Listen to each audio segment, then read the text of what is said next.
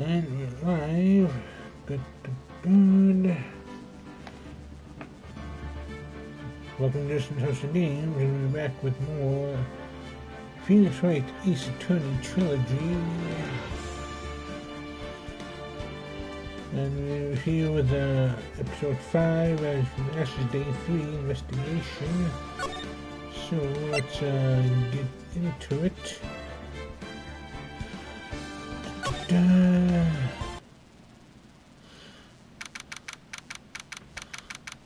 February 24th, 3:12 p.m. Waiting company law offices. I'm so sorry, Mr. White. I'm so sorry what my sister did or said. Drastic crimes require drastic measures.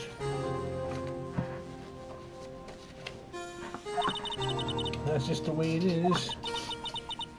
We did what we had to in order for him to get the verdict he deserved.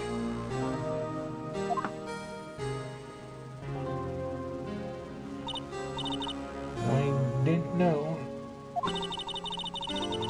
I never knew that the SL incident was just another name for the Joe Dark killings.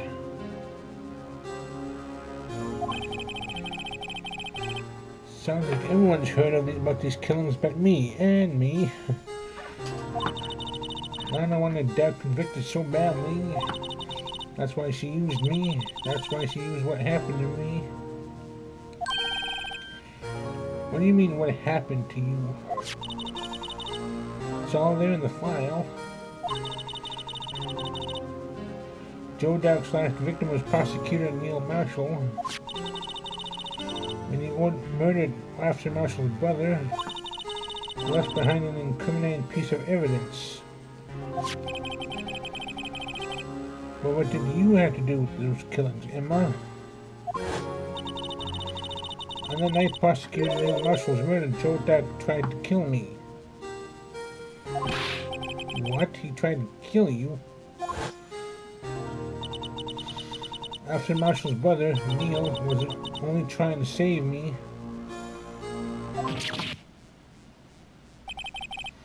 So that means you were almost a victim. Yes, I was a witness in the Joe Dark trial.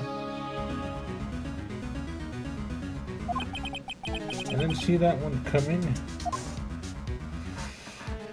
Me neither. Yeah, for Ron, it was probably very personal.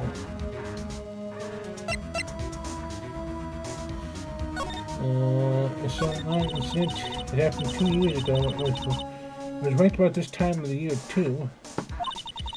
There was a terrible thunderstorm that day, unusual for the season. I was alone in my sister's office. We were planning to eat dinner together once we had finished her work.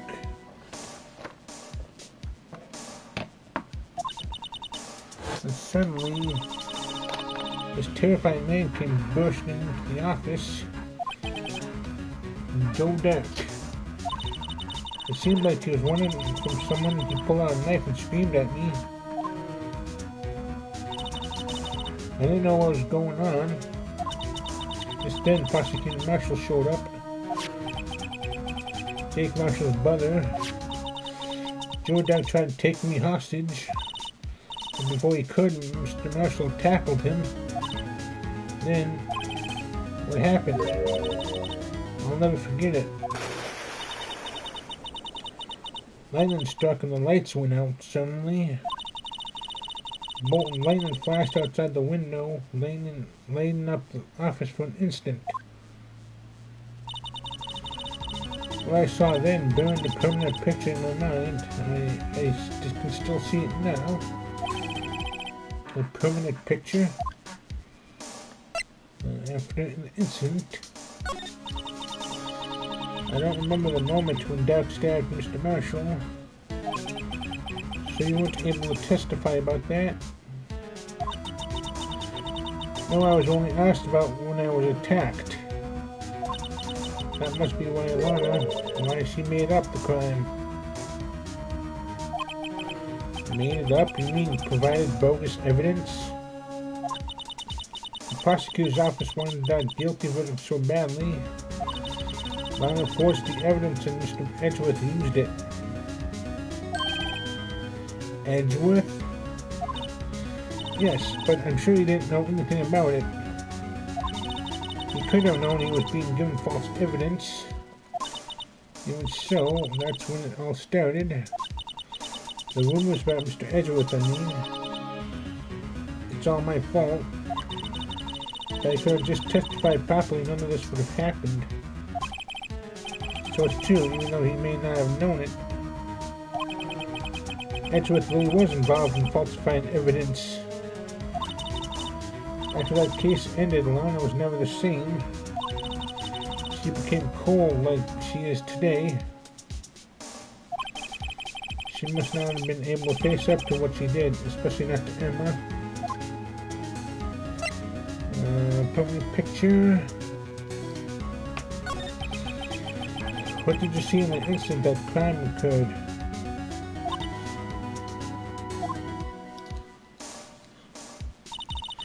Dak knocked down Mr. Marshall and raised his knife. Neil Marshall stabbed right in front of this poor girl. I don't remember what happened after that. Apparently I passed out.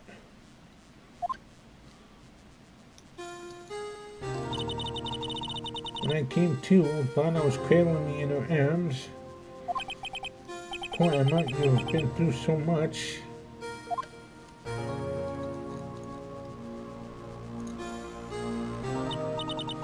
I couldn't bring myself to testify about that instant.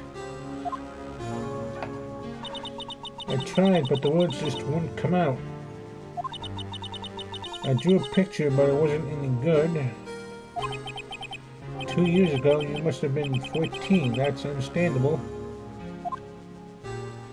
It was a traumatic event. Like, I can't blame her for not really wanting to talk about it. Once it was all over, I made up my mind. I decided that when I grew up, I'd become a scientific investigator. I want to be able to fight crime with my testimonies and find the evidence to make an airtight case. That way, Lana would never have to forge any. I see. I think I'm finally starting to understand what makes Emma tick. But there's still something that bothers me about that crime. Something puzzling. There's something that's puzzling me, Emma. What is it? You said you were in Lana's office at that time, right? That's right. Why then would a serial killer come running in there? Not only that, but he was being chased by a prosecutor. That's a very good question. Well, there's no mystery there. Joe Dak had been taken in for questioning that day. Taken in for questioning? You mean by the police? Of course, this happened at the police department. He tried to run away halfway through the interview and fled into my sister's office. But why did he run all the way over to his sister's office? Because the detective's office and the questioning room are right across from the elevator. Across from the elevator? But Lana was a chief prosecutor, wasn't she? No, silly, didn't I tell you? 2 years ago, Lana was a detective.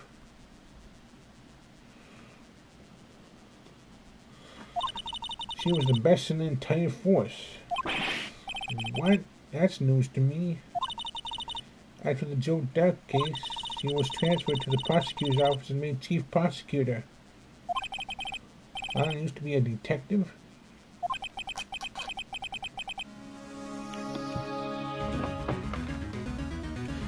I better have another talk with her. Yep, let's see.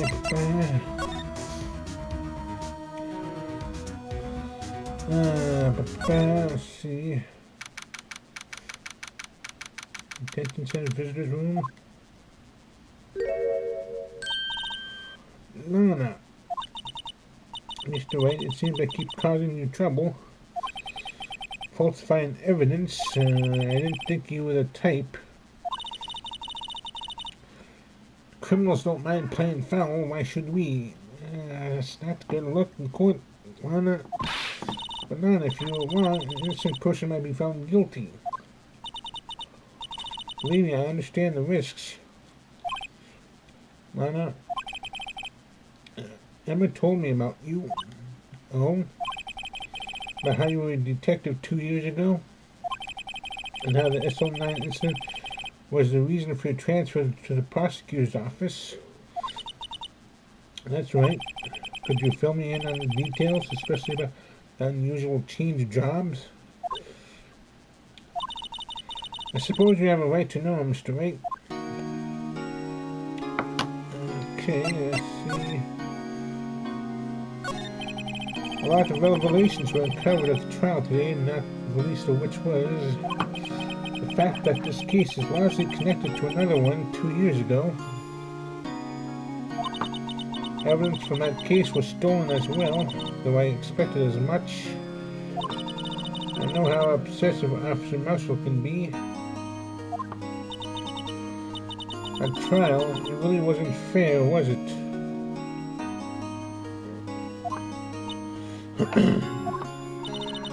I believed in you, Lana. I believed that no matter what happened, you'd always stick to the truth. It couldn't be helped, Emma. At that trial 2 years ago, I sold my soul. Well, all dumb aside, the fact of the matter is, at 5:15 there was no murder at the police department. Tell me it's not true, Lana, what the witness, Miss Starr, said. About you stabbing Mr. Goodman with a knife. Lana, I don't understand. Why won't you tell us? Emma, this doesn't involve just me. I don't think I've ever seen Lana look so phased before.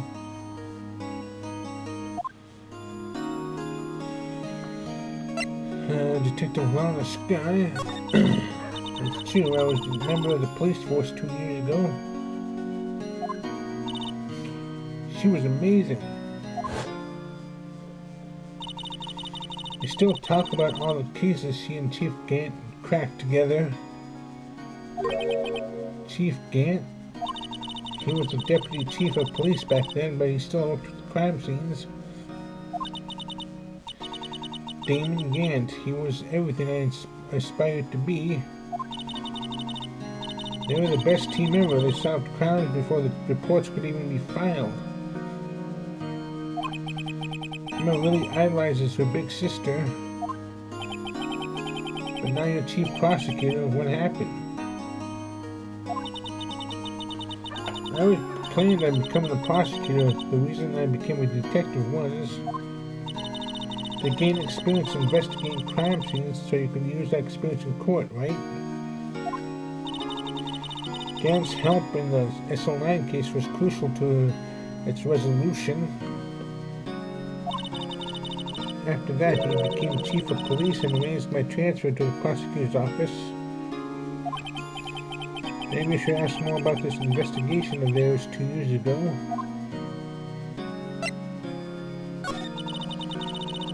Two years ago, I was second in command of the detectives investigating Derek. Second in command? That means the investigation lead was Damon Gant, right? Yes, Chief Gant and Deputy Chief Gant and I shared the same office and the same investigations. They even had the same office. He led a team of the best detectives on the force. Detective Goodman, whose case it was, Jake Marshall and Angel Starr.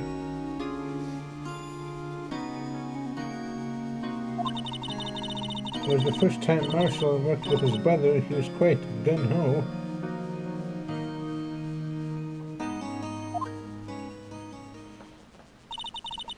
Without a doubt, Joe Dack was the serial killer. We asked him to come in for questioning, and we were desperate for evidence. That was when his final murder took place.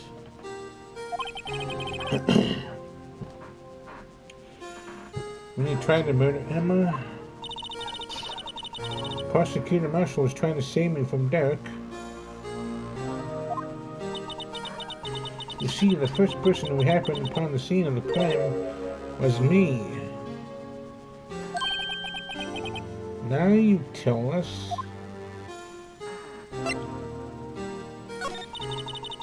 Damon Gant and Neil Marshall were the ones questioning Derek that day.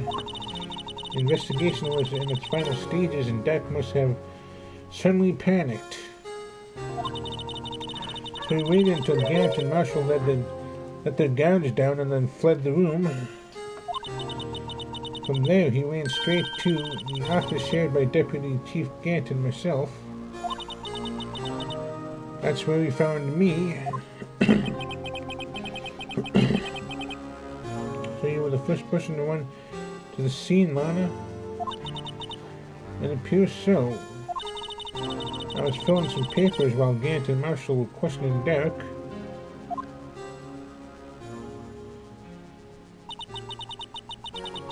When I returned to my office, I saw 3 bodies on the floor and smelled blood. Quite the body pile. 3 bodies? Prosecutor Marshall, the victim Emma, who had passed out.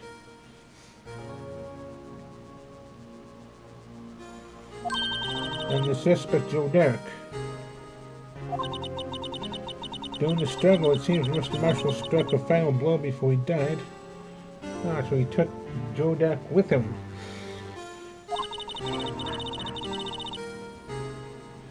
Oh, so he was out cold, never mind. Joe Derek had incurred a minor concussion and lay unconscious. What did you do? To be honest, I panicked. I picked up Emma, carried her out of the room, and just held her. Can't blame her after all her sister must have gone through.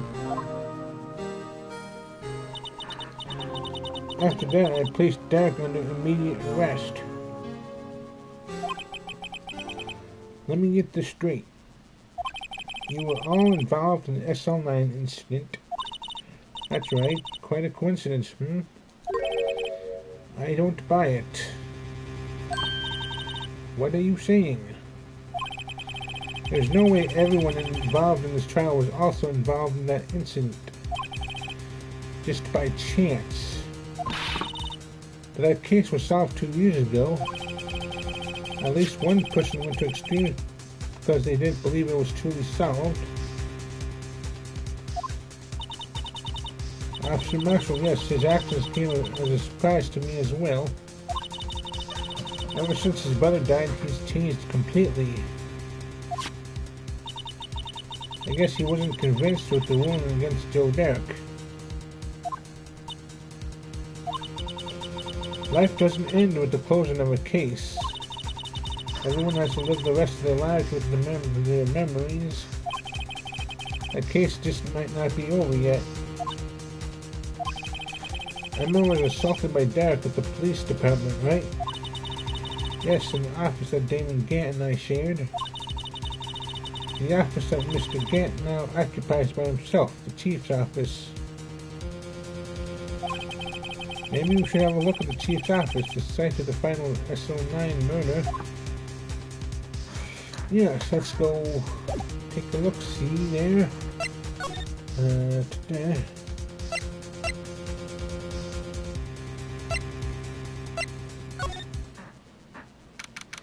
February 24th, Police Station, Criminal Affairs Department.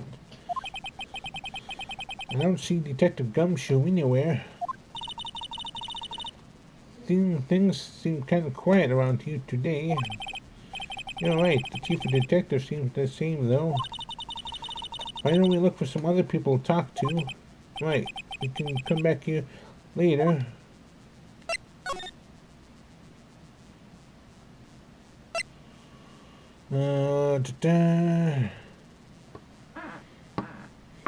See.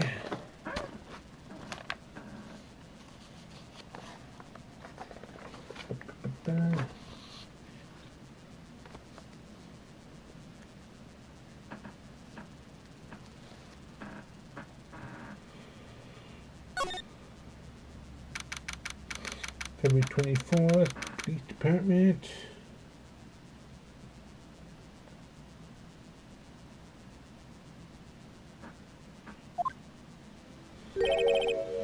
Howdy, Bambina. Oh, Mr. Marshall.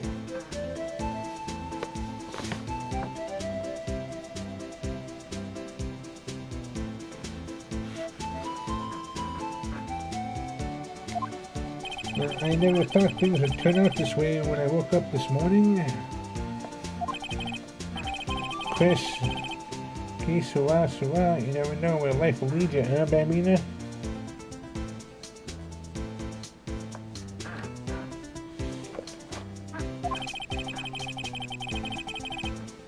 Should have known my luck had run out when old Billy tried up this morning.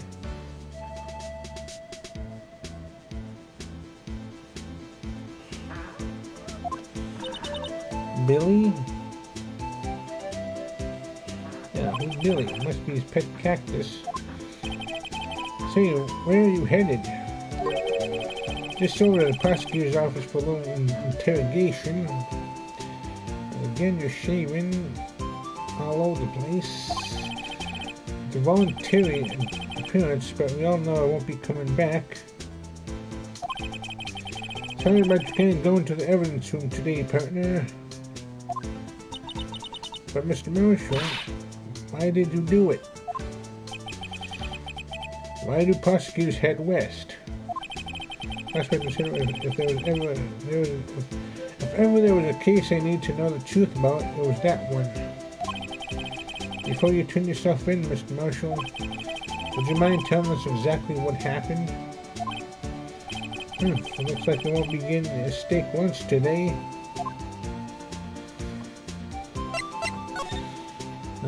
That trial. Something was fishy about that trial from the beginning. It wasn't just me either. All the detectives thought so. What do you mean, fishy? Some of the facts reported were inconsistent with the evidence we found. For example, the murder weapon. The murder weapon? You mean switchblade knife with the broken tip? That was Joe Daxel, right? But in the initial autopsy report, a question was raised. A question? The blade of the knife was not a perfect match with the wound the victim sustained. What does that mean? It means there was a good chance that knife was not the murder weapon. However, in the report that was finally submitted, the possibility had been erased. Could the facts have been concealed with forged evidence? That case left behind scars in all of us. The scars that the SL9 incident left behind. I got the looks, but he got the brains. He was one of the best prosecutors around. I had just made detective when it went down. It was our first case together. How old was he, your brother? He was 27 at the time. He was awarded the highest honor that very day. The highest honor? You mean the King of Prosecutors? I knew it. What are you looking at me like that for? That's an honor for a prosecutor. Mr. Marshall must have really been close with his brother. The day the SL9 incident took place, that wasn't the same day as... That's right, it was the day of the evidence transfer.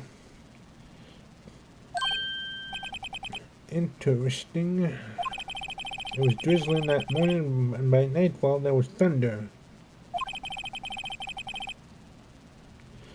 Can't believe 2 years have gone by already. I tried to steal the evidence so the case wouldn't die. Apparently someone tried to stop you.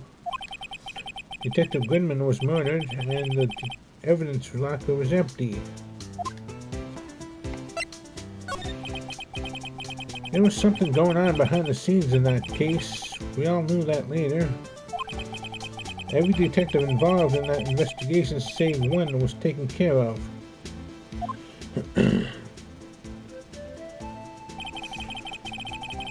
Miss Starr was fired and I was demoted and boxed away in a tiny room. What about Detective Goodman? If they did something to him too, the commissioners would get suspicious. No, they were careful enough not to be too obvious. They? Who are you talking about? Don't get upset, Bambina. I mean Damon Grant and Lana Sky. Seems like everything comes back to Gant in some way or some form of measure. Investigation lead Damon Gant and the second in command Lana Sky.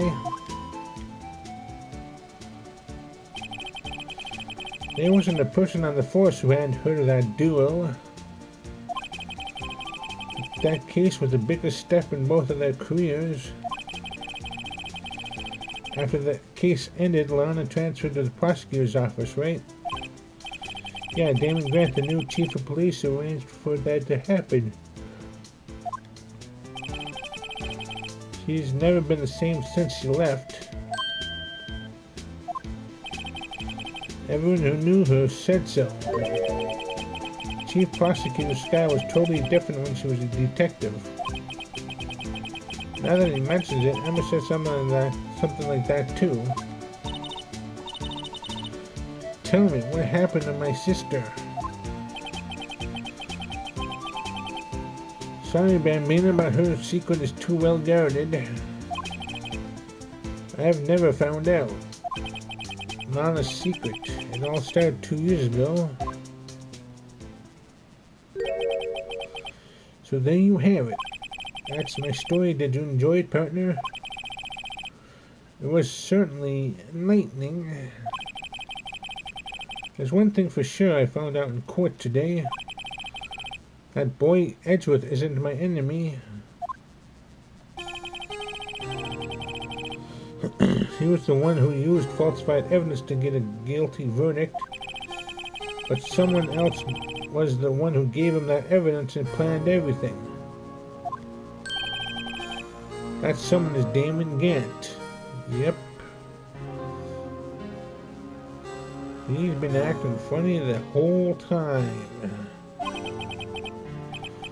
Don't blame me? Well, I don't blame you. I won't even be a patrolman after today.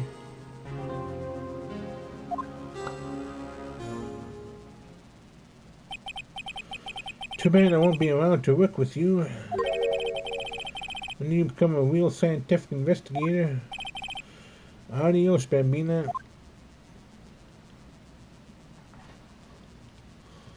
Okay, so...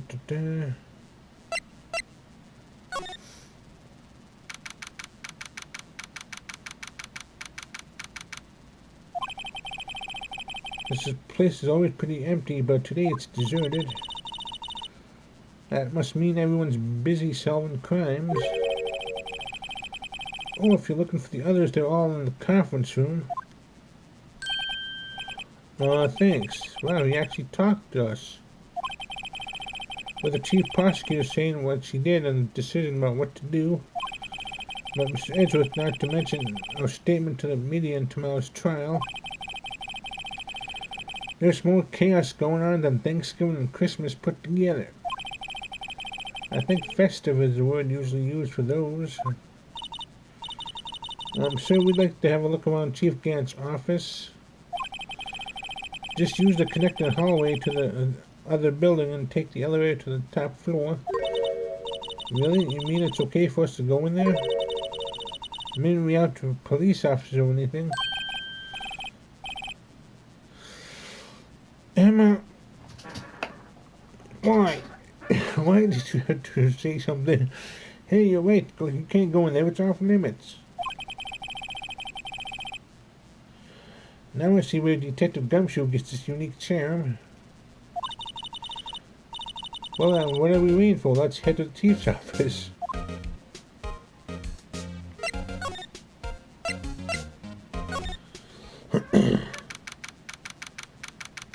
Huh. Big old pipe organ right in the middle of his office. What is he, Phantom of the Opera?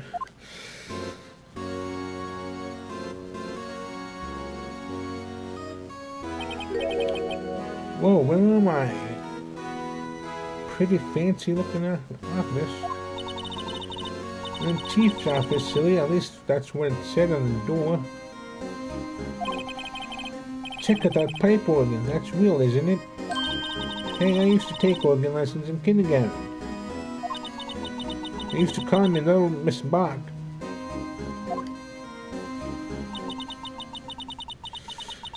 I thought I was a genius until I tried teaching.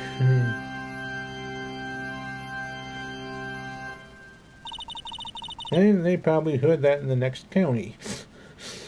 I never could remember who AFC was. Oh no, no. Awkward. Oh, it's you two. Chief Gant. He put that paper he was reading in his desk. So, Rachel, have you been swimming lately? No, I haven't. I've been kind of busy lately. Why? What? Were you gonna make me swim with the fishes? I can appreciate that. I've had my hands full too with Mr. Marshall's misconduct and Lana's provocative statement. Provocative statement? Oh, you mean about the forged evidence? 2 years have passed since that incident. My, how time flies. See that big picture on the wall there, over there?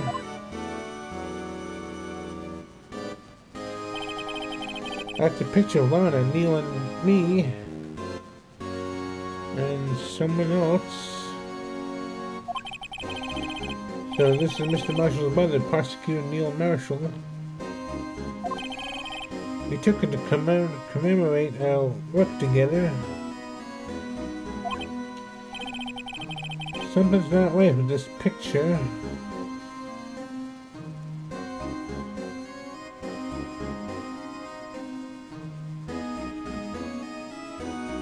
Yeah, there's a knight, and I don't remember a broken sword and the trophy before. Can't quite seem to put my finger on it though. Let's see. Yeah, this is the Kinder Prosecutor's trophy. But this one has a broken sword.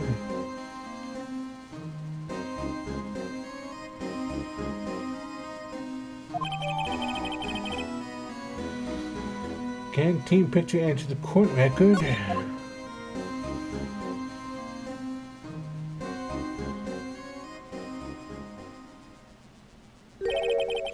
Anyway, I'd like to reminisce all day, but there are matters that need my attention. I'm going to lock up here, so let's go out together. Oh, but this office, it was a crime scene 2 years ago, wasn't it? That case has long since been over. There's no need to investigate anymore. All the same, we'd still like to have a look around. Perhaps you didn't hear me. I said there's no need to investigate it anymore. And there's that look.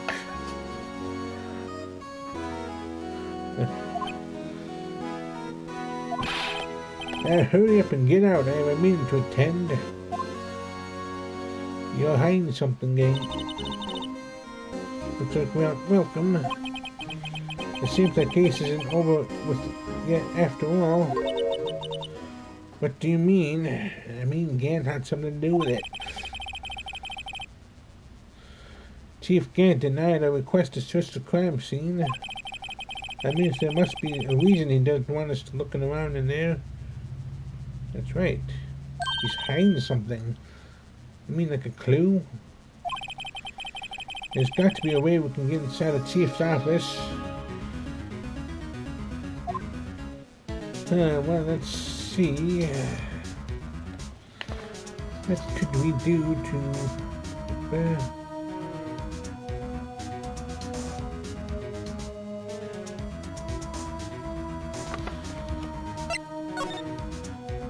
let's head back to the Criminal Affairs Department.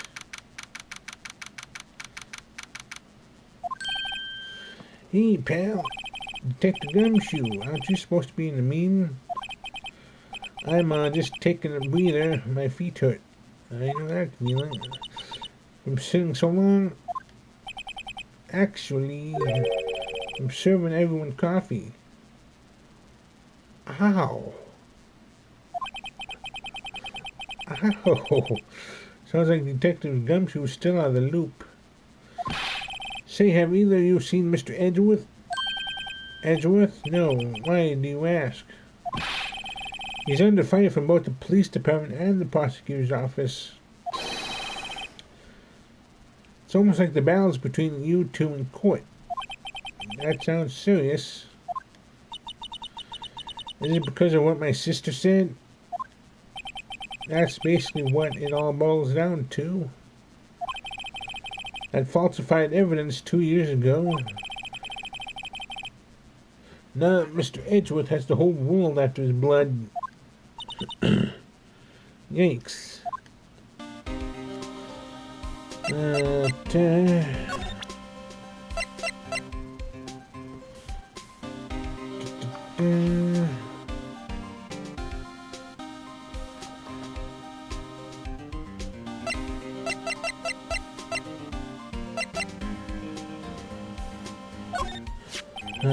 About this, hey, is that? It has a tag attached to it with the label SL9 incident on it. I believe this would be the broken murder weapon you were speaking of. What are you doing with that? Ever since that case was closed, that knife's been locked away in the locker. On the day Detective Goodman was murdered, it just suddenly disappeared from the locker. And was found in Mr. Edgeworth's car muffler. That's it. Now I remember what that incriminating piece of evidence was. When you showed me that knife, it all came back to me. Well, what is it, Detective? Quick, before you forget again.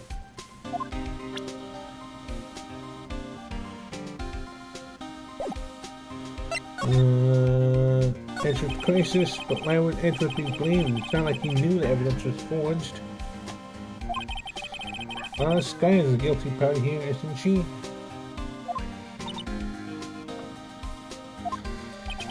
Regardless, the prosecutor is responsible for the evidence they present in court. Not only that, but as you know, there have been a lot of rumors going around about Mr. Edgeworth. His demeanor as in town as a prosecutor kept him safe from those who don't like him. But now with this, are there really so many people who hate him? I know, well, only those with talent rise to the top, Mr. Edgeworth. Mr. Edgeworth not only has that, but he's young. There's no better recipe I know of for making enemies. Hey Dick, keep up the good work. Yes, sir. Let's go out for lunch again sometime. My treat. Yes, sir. You gotta take me back to that joint sometime, okay, Dick? Yes, sir. Seems you don't have any problems with enemies. Yeah, well, I'm careful not to stick out. Anyway, I'm a bit worried about him. Under all this pressure, I'm afraid Mr. Edgeworth just might crack.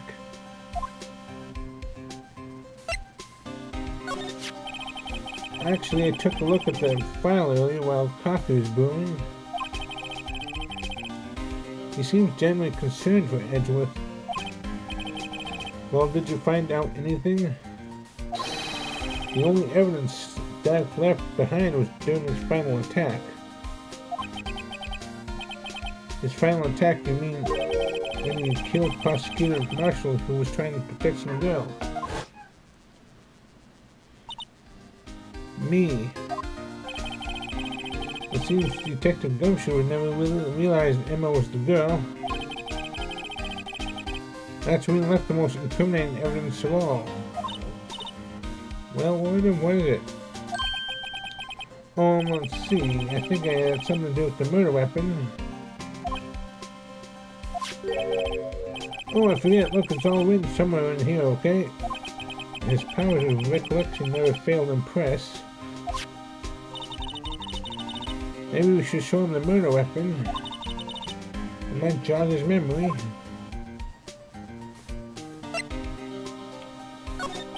Doc's parent, Joe Doc, was 42 at the time of the crime. He was just your one-of-the-mill businessman.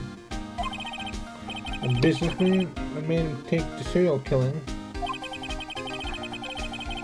One day on his way home from work, he hit someone with his car.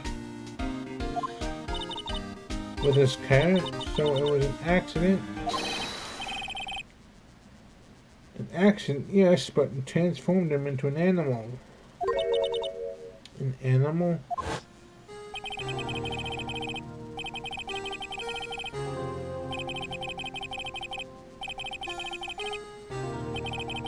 Wow. So he just went on a spree, like... Judd came by the scene and he was killed as well, finally turned himself in. Yeah, so he killed a witness, then he had to kill, and someone saw him kill a witness, so he had to kill another witness, and so on and so forth. Wow. All because he accidentally hit someone over with his car.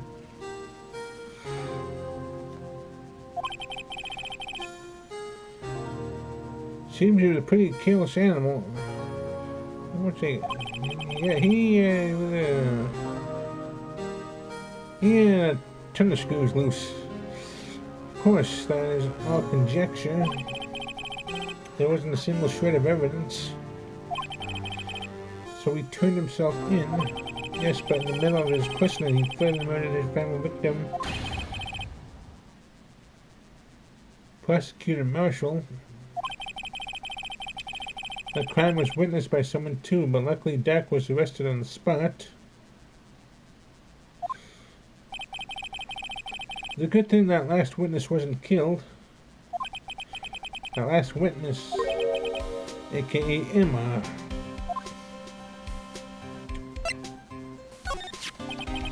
This knife, it was Joe Dark's, wasn't it? That's right. We traced it back to the stores he bought it at, plus it had his fingerprints on it too. But no one actually witnessed him using it to murder anyone, right? That's where his luck ran out. When you take a good look at the knife, you'll see it's broken. Yeah, I noticed. You want to take a look to notice that? Yeah, well, anyway, guess where the broken off tip of the knife was found. That's what did him in. Where was it? The victim, Neil Marshall, was carrying it inside his own body. It was found deep inside the stab wound. Did it match Dark's knife? You bet, down to the last fiber. That's pretty conclusive.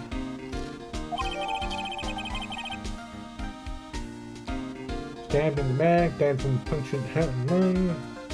Knife tip was in the wound.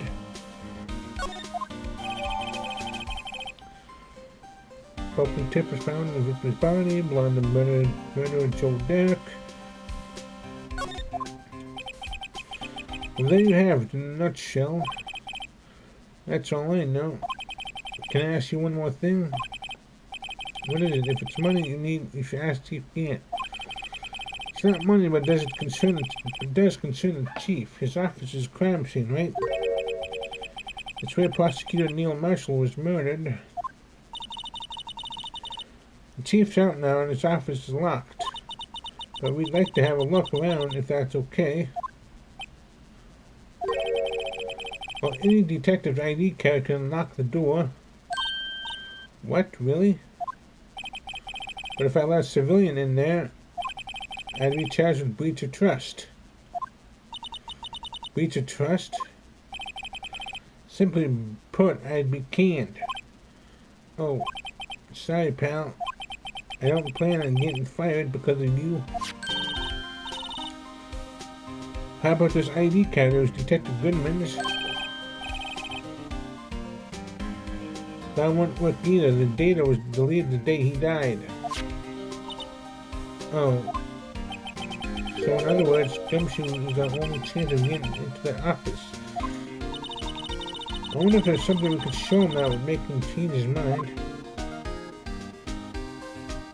Let's see, what could we show him?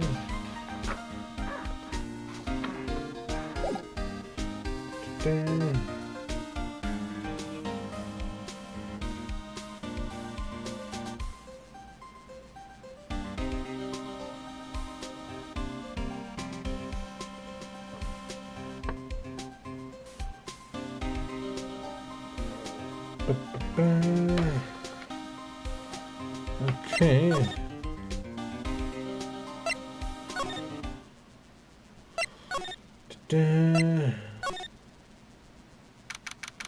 February 24th, prosecutor's office, underground, parking lot.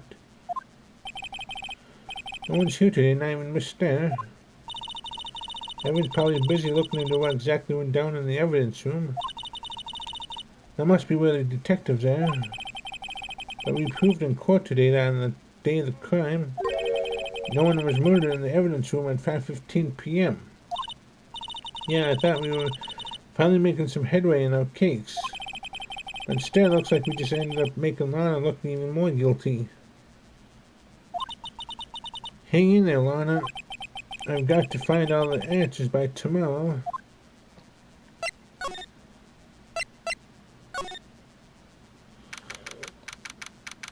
At prosecutor's office, room 1202. I wonder if Edgeworth is back yet. There he is. It looks like he's writing something. What are you doing here? He sure was quick to throw that paper on the floor. Tough day in court, huh? I've had to live the past 2 years with rumors flying around. What's another allegation to me?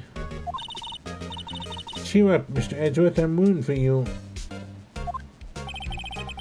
That's Edgeworth for you, Mr. Gloomy Gloom. Always trying to hide his real feelings. So what do you want? Unlike some people, I don't have all day.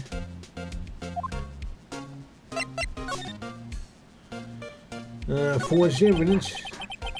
There's no excuse for what I've done. 2 years ago, I used false evidence to obtain a guilty verdict. That's what it all breaks down to, and nothing I can do to erase that fact. But you didn't know, did you? I mean that the evidence was falsified. The police department and the prosecutor's office share a bond of trust. If that bond is broken, we stand to lose everything.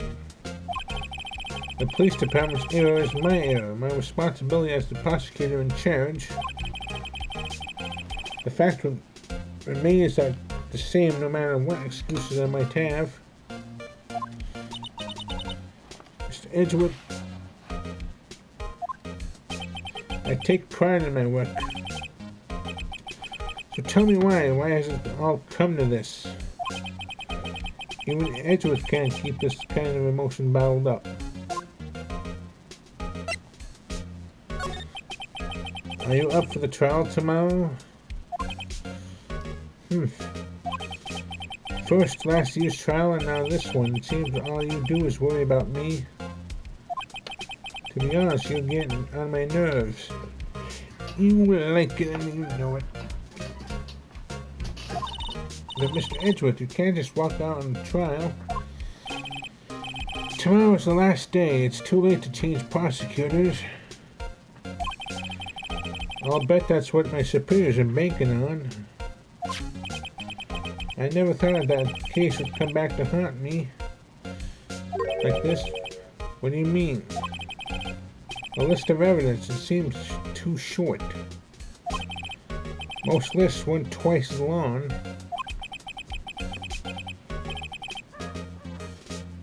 It's only half as long as most lists. That is odd. After Neil Marshall was murdered, I became prosecutor for that case. I may not have been part of the investigation, but I knew what I had to do. Use the evidence I was given to prove the suspect guilty.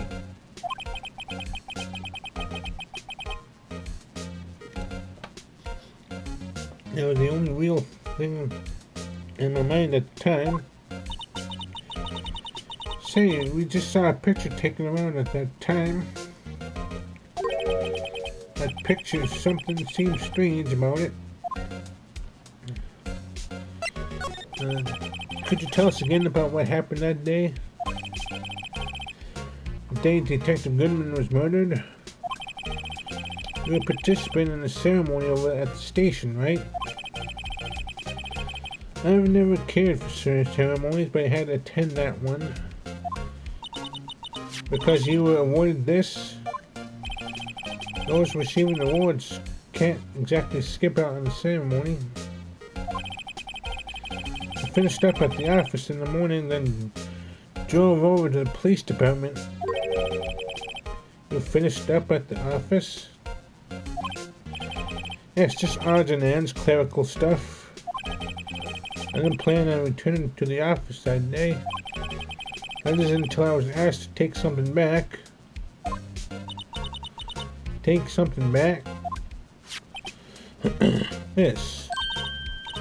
Oh yeah, Chief Gant asked you to hold on to that, didn't he? Yes, there was a piece of evidence in the case that was closed half a year ago. Asked me to bring it back to the prosecutor's office. That's the story we heard yesterday. So you came back here to the prosecutor's office because the chief asked you to? That's right. Interesting. Let's see.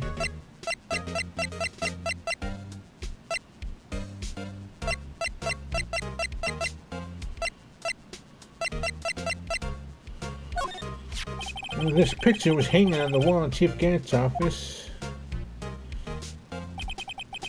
Prosecutor Neil Marshall, he had just started making a name for himself. Looks like this was taken when he received the King of Prosecutors trophy. Speaking of that, there's something that bothers me. Yes? That trophy Mr. Marshall is holding, it's a little different than yours. Yes, you're right. I remember now. Remember what? That was when the official prosecutor's trophy looked like until 2 years ago. There was a story behind its design. A story? Sounds interesting. Would you mind telling it to us? It's simple, really. Contradiction, that's what the award's based on.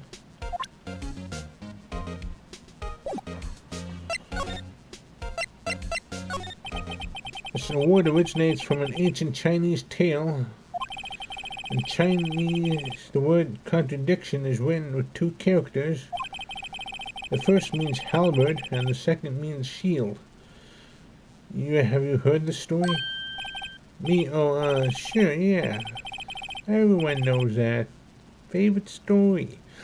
Yeah. Why don't you tell it, though, for Emma's sake, and, yeah, just, you know. Very well.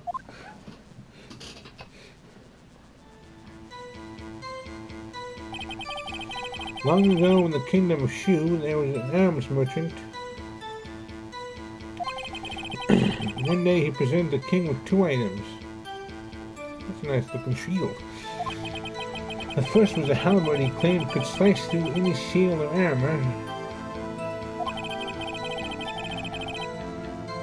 The second was a shield he claimed could withstand any weapon.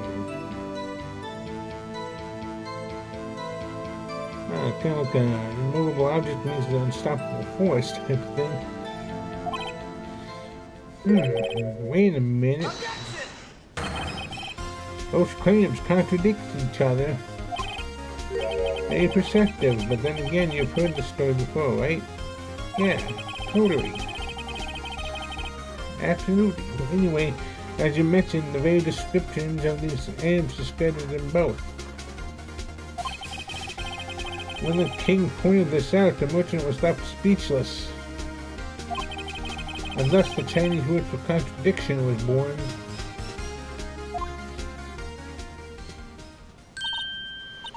Oh, I see. So the chipped shield and the broken knife symbolize... Precisely so, they symbolize the merchant's items.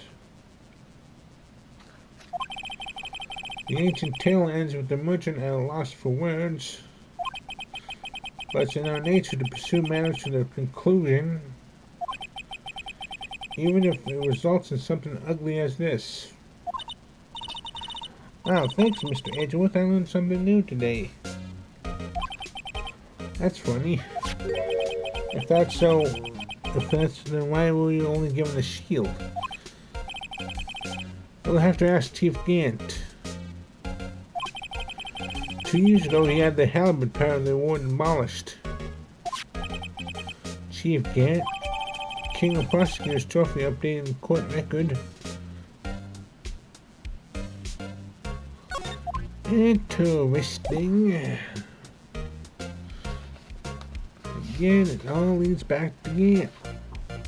What are you up to, Gant? Da-da-da.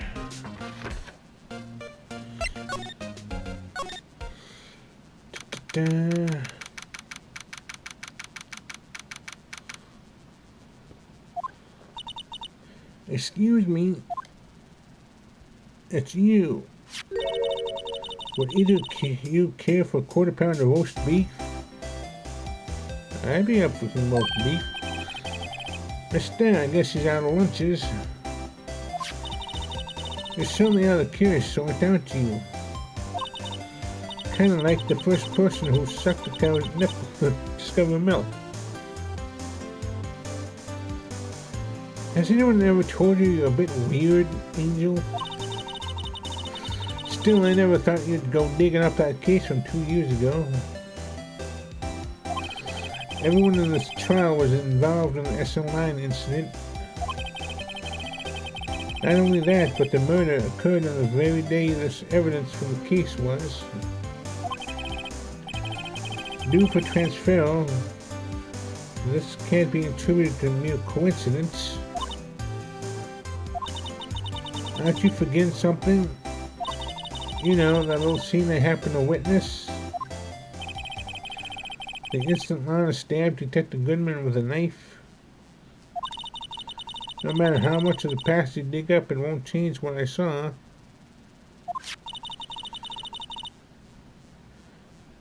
Roast beef is meant to be savored when eating. The star's hatred toward Lana.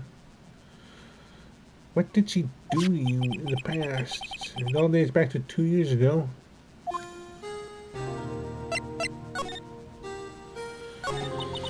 Joe Derrick. That's a name I'll not soon forget.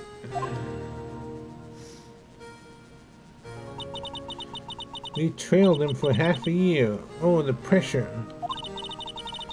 Still, I don't think I was ever more alive than I was then.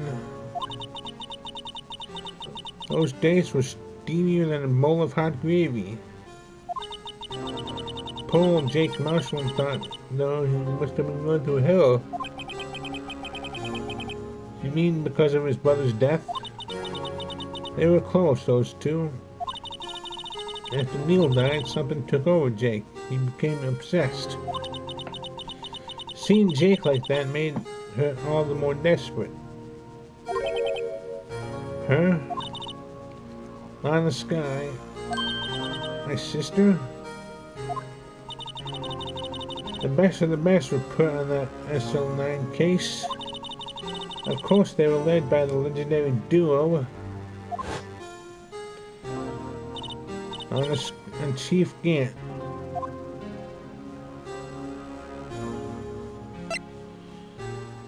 After case closed, that legendary pair was the reason we were able to keep up our investigation.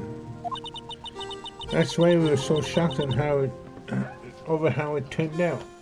You mean with the forging of the evidence? Don't get me wrong, Joe Dad got what he deserved. Still, it was obvious the evidence produced in court was being manipulated. Items our team never found would suddenly appear, while other items were kept secret. But you don't have proof anything illegal was done. I have proof enough of what happened. After that case, all of us, save Goodman, were relieved of our duties. Most without even so much as an explanation. When Lana Sky transferred to the prosecutor's office and became chief prosecutor, Lana always wanted to be a prosecutor. Nothing's quite as simple as it appears. Huh? Lana Sky was merely being used as a pawn. That's my take on the matter. She was being used.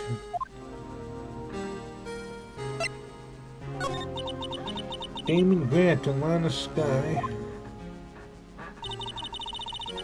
Gant led the investigation with Lana's second in command. They were the best. They solved all kinds of cases together, didn't they? Damon Grant's magnetism in particular almost unreal. His magnetism? By that I mean his ability to attract evidence.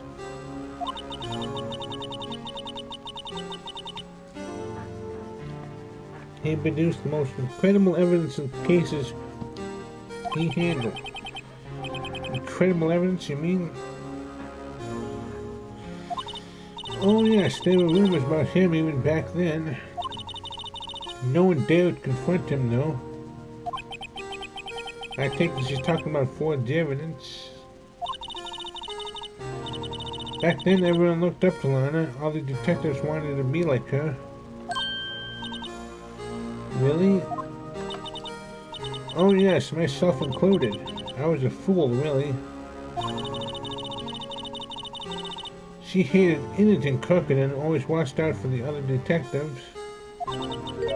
That's why she was so concerned for Jake. Mr. Marshall? When Jake's brother was murdered, she felt as if she had lost her own brother. If it wasn't for her, I don't think Jake would have ever have recovered from the shock. That's what makes it all the more infuriating. Understand? That's why I'll never be able to forgive her. Why did she have to turn so cold after that?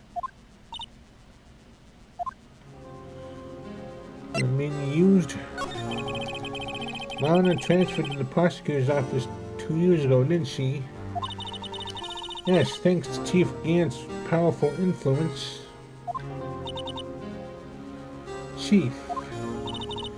That's right, having solved the SL9 case is in position as chief of security.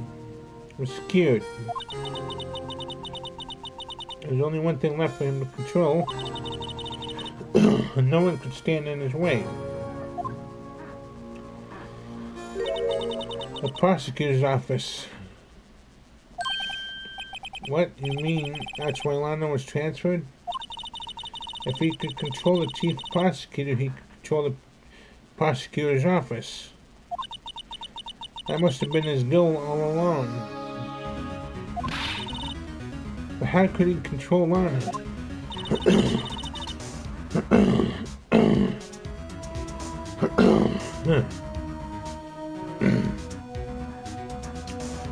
I don't know, but one thing's for sure. Ever since that case ended, she's never been the same.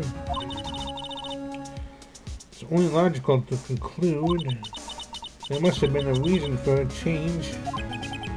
At last, I'm finally getting close to the bottom of this ugly mess. Thank you, mister.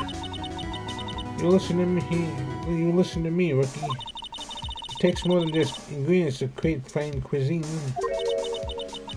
I hope you turn out to be a better chef than I've been.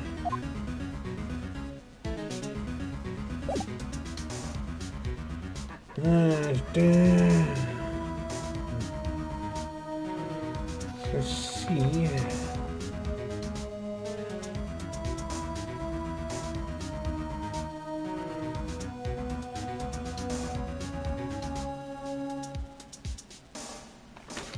Ooh, okay, I got it. Put there. Examine, see. I wonder what he was writing before. Come on, Mr. Wright, let's take a look. Are you crazy? Edgeworth's sitting right there. Just distract him, I'll check it out. Hey, Edgeworth. Is that Detective Gumshoe at the window there? Oh no, he's fallen to the ground.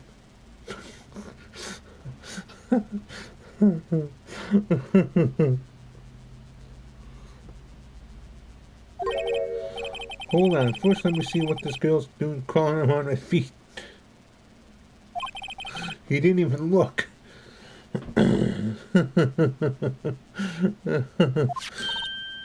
What? Letter of If you're having trouble reading, I'll read it for you. It says, letter of resignation. Resignation? Edward, you don't mean... I'm tired, right? I feel as if something inside me has died. But Mr. Edgeworth, none of it is your fault. I know the path I've walked. You don't need to tell me. And the path I've walked hasn't been a just one. I can't forgive myself for what I've done, and no one else should forgive me either. Uh-oh, I think he's serious. Mr. Wade, please, you have to do something. This letter of resignation, I wonder if I can use it for anything.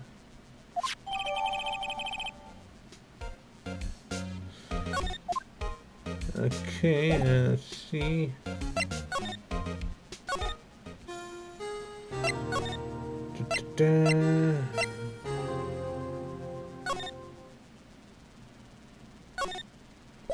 Open up with that.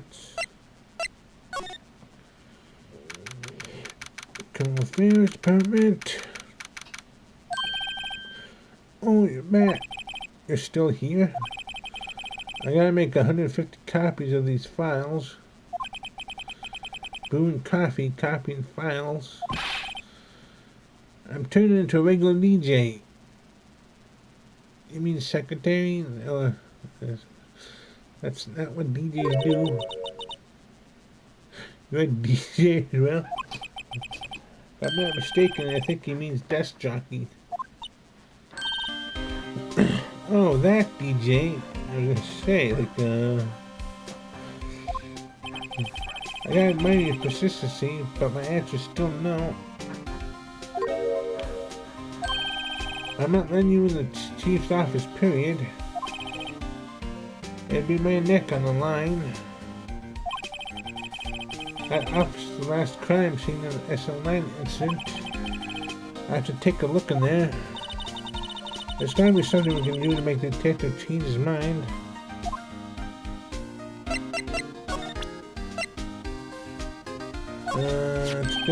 What's this crumpled up piece of paper?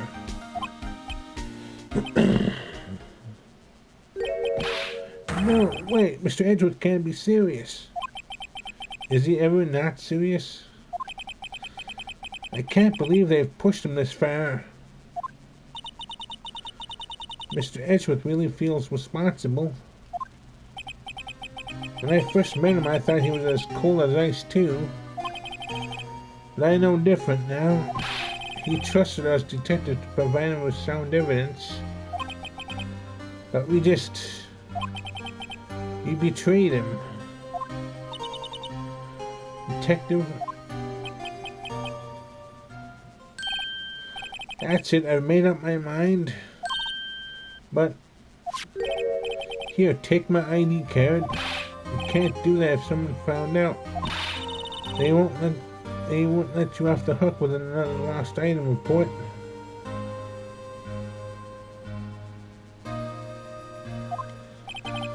Look at me, it's no secret I'm already out of the loop. After all, I'm friends with Mr. Edgeworth. Depending on how this case turns out, I may already be as good as terminated. What? So at least let me do this, for Mr. Edgeworth's sake. Alright, Detective, thank you. Gumshoe's IDs tucked swiftly into pocket. Okay, let's move.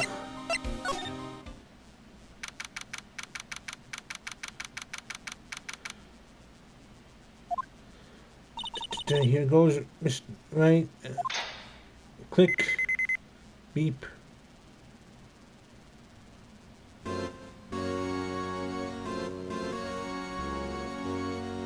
There's that suit of armor. Roll in. If anyone finds us now, take the Gumshoe to Garner. That happens, I'm counting on you to bail me out. Ooh, yeah.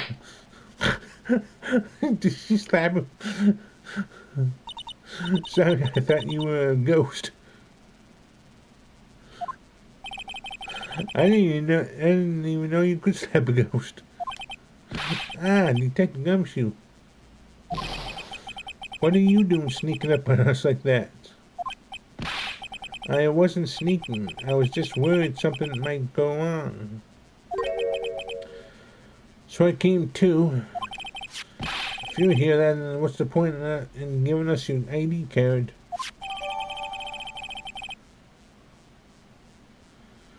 Gumshoe's ID crushed and rendered unusable in pocket. Hey, don't do that to my carrot.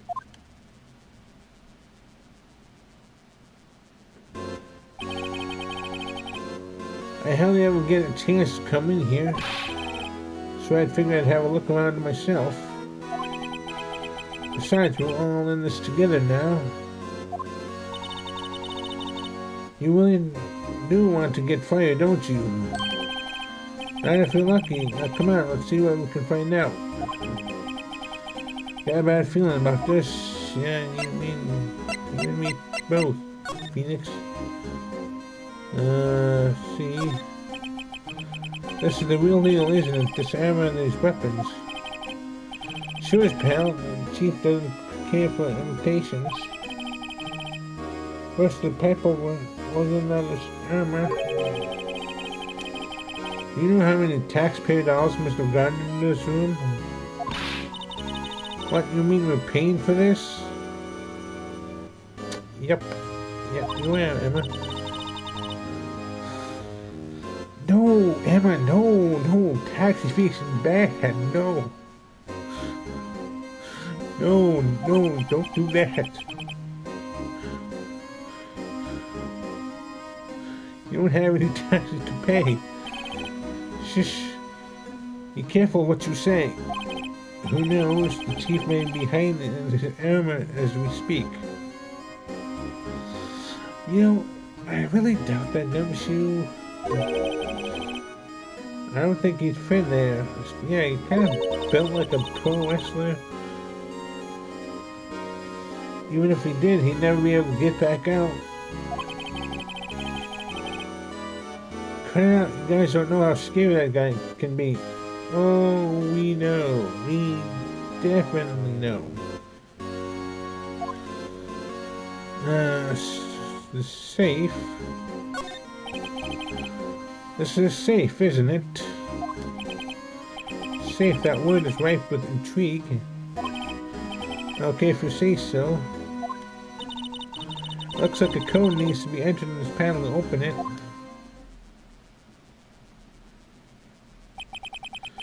A 7-digit number. I think I just might know what it means. No, I don't think you know the code yet.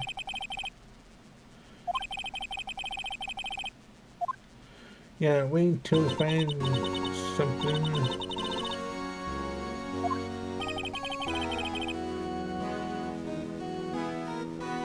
No, I don't think it's your birthday.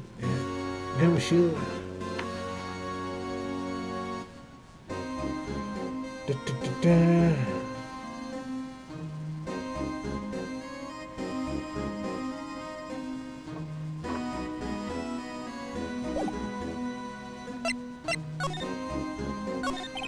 That desk on the other side of the room, was that your sister's? Yes, that's where I was waiting for Lana. On that day 2 years ago. Is anyone using it now? No, sir, this is entirely Chief Gant's office now. He practices a strict policy of preserving the crime scene. That's a strange reason to leave it here. Yeah. He leaves as a warning to everyone else. He wants us to always be alert. He told us so himself at our New Year's Eve party. Of course, he was pretty intoxicated at the time. I see. So ever since Lana left, no one ever touches that desk. No one except Chief Gant and the cleaning lady who's in here each morning. Still 2 years have passed since that incident, and probably not much evidence left if we have a cleaning lady come in every morning.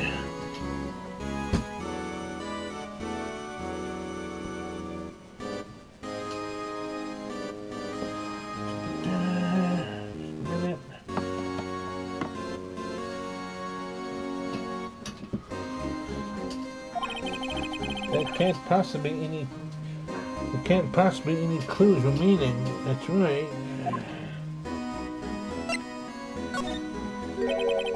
Can I ask you something? Sure.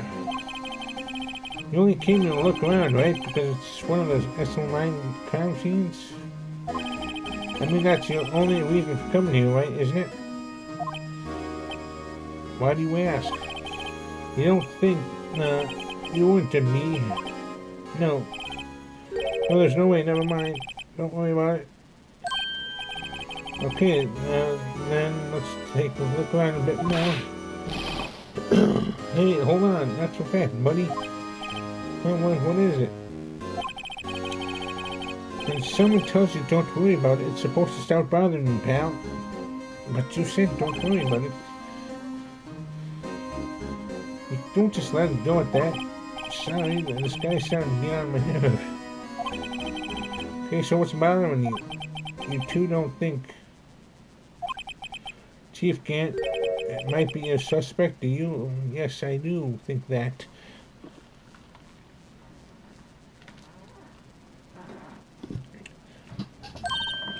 What? He's right, Mr. White. What do you think of him? Chief Gant, so it's finally come to this. What do I think of him? Perhaps it's best I don't divulge my feelings yet. There you go, ignoring me again. Not knowing you.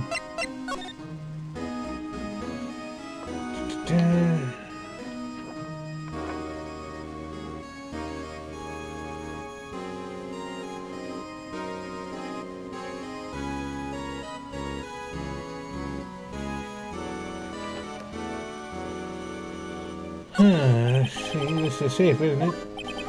Safe, that word is ripe with intrigue. Yep.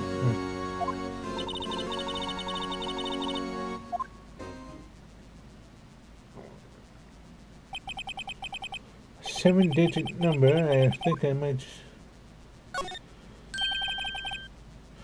Do you know what it is? I have a hunch. Oh, I know. You want to try my birthday. It's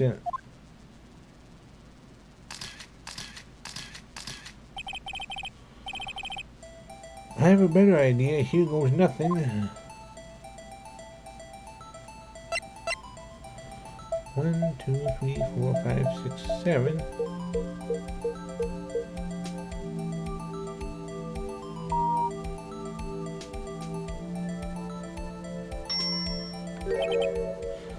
Bingo. What number did you enter? Whose birthday was that, pal? 77777 is the final ID number in that record. What? The number of the mysterious executive officer who entered the room that day? You mean none other than Chief Gant. I think you're 1-7 shy this time. This can only mean one thing, that's Chief Gant's ID number. Say, anyone care to look inside?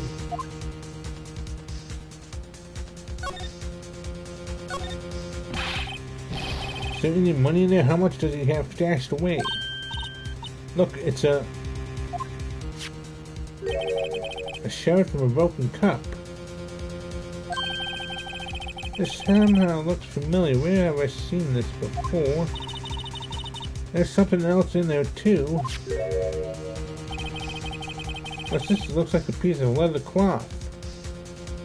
Huh. This is a handprint, isn't it? Hey, I saw someone wearing a shirt like that once. You think the chief made up the design? I don't think so. Oh, well, it was just a thought. Is that it? And this is all that was in the safe? Apparently so. It's empty now. A piece of cloth with a handprint on it, and a broken shard from a cup. They look like pieces of evidence. Yeah, but unless you can prove they have something to do with this case, I'm afraid I can't just let you take them. After all, it's my neck on the line here. Great, now I have to prove their relevancy to get them. How are they related to the SLI incident? Come on, there's got to be something we can show the detective. Now let's see.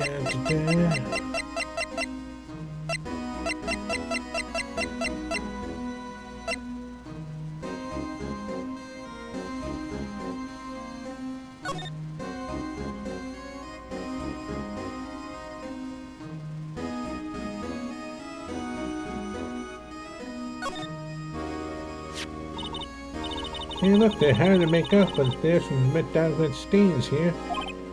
Looks like blood. Do you think the detective gunman's blood somehow got on this when he was stabbed? Not likely. This blood looks like it's been here for months, maybe longer. This jar was evidence in SLI incident.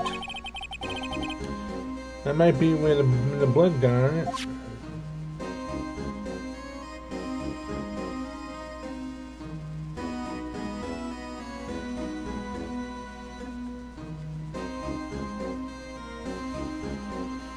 Okay.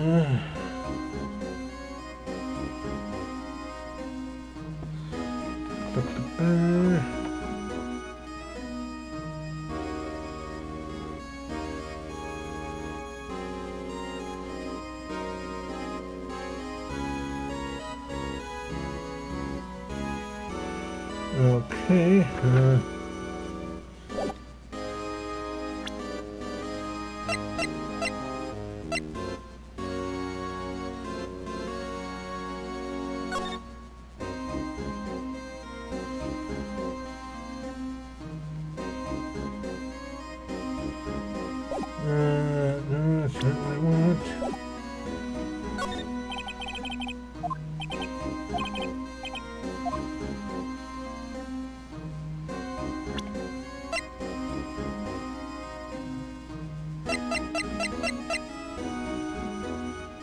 Nope, that's not what I want.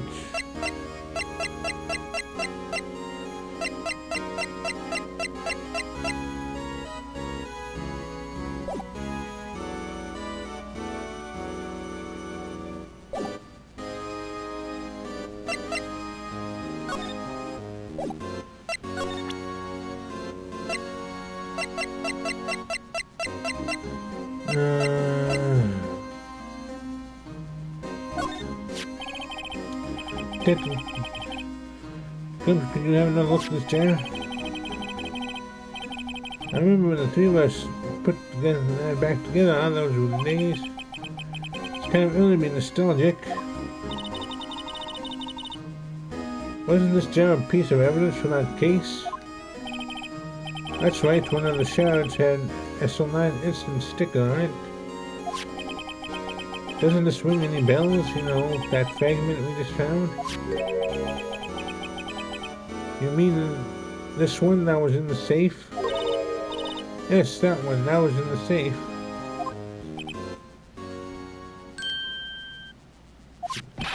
Now that you mention it, it's ringing a lot of bells.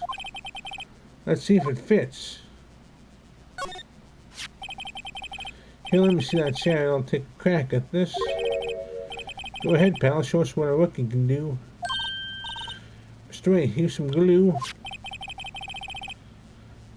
If I can piece this together again, it'll prove Chief Gant was knowingly hiding evidence. Here goes.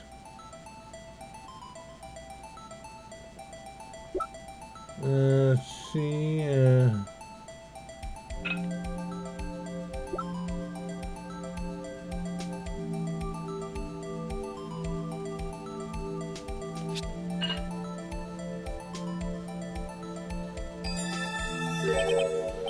There, it fits like a charm. That, of course, means Chief Gant willingly and knowingly hid a piece of this jar in the safe. In other words, he concealed a piece of evidence from the SL9 incident. But, hey guys, get a load of this. What is it? This piece you just attached. It's different from the others.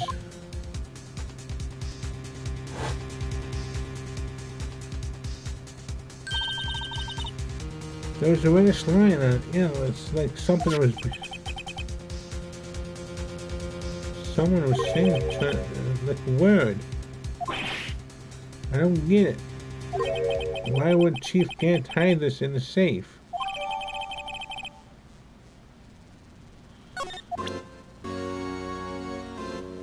Okay,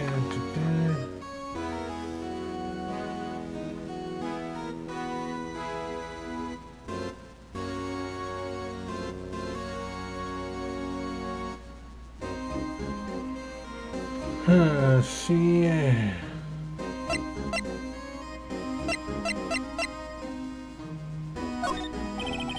Detective Gumshoe, I'd like you to have a look at this. Hey, I know what this is. Do you want to take some fingerprints? That's a great idea, Detective. Oh wait, go to town. Sheesh.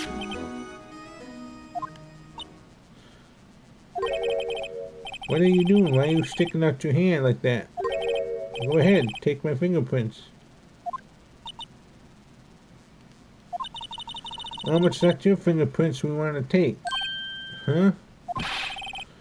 Come on, this isn't the time for jokes. We're talking about the cloth we found in the safe here.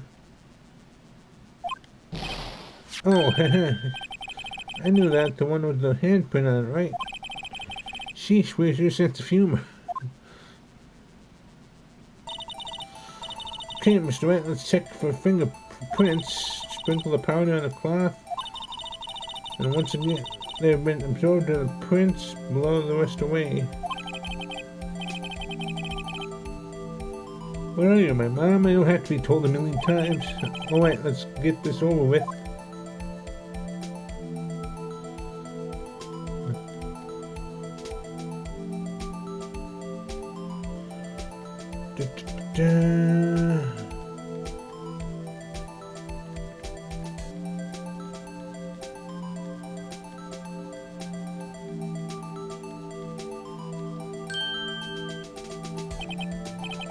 I gave it my best shot. That kind of result won't be good for next print, really, but it does look like we'll get a clear result from this print. Okay, let's try a different finger then.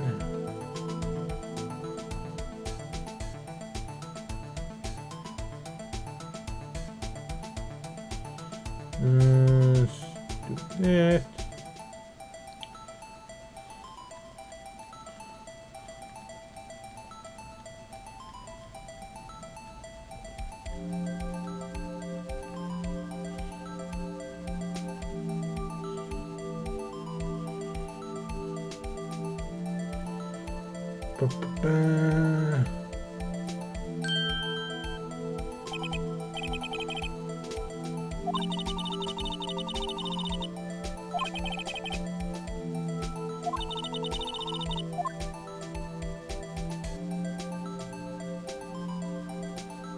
Let's see.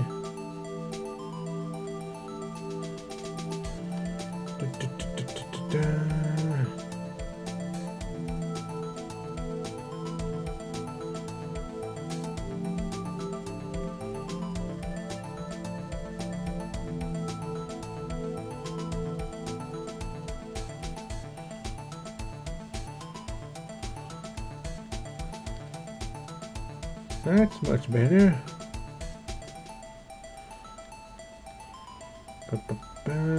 Touch this up a little.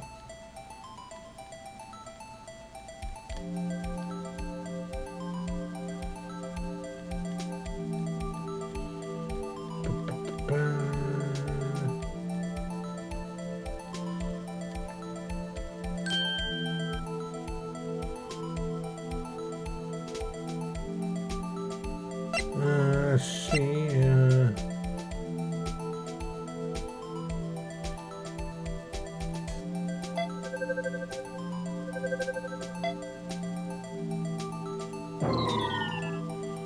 Okay, so no.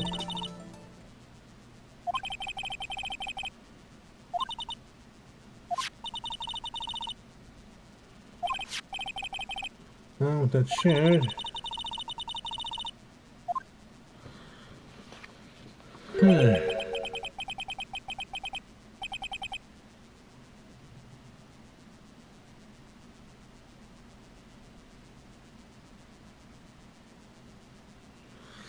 This one that happened right here in the home, she's right.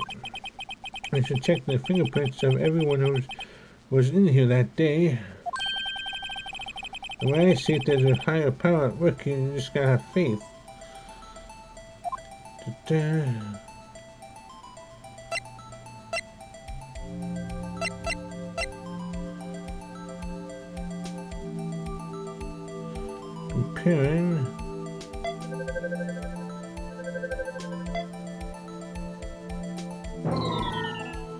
Okay, so no, I wasn't sure.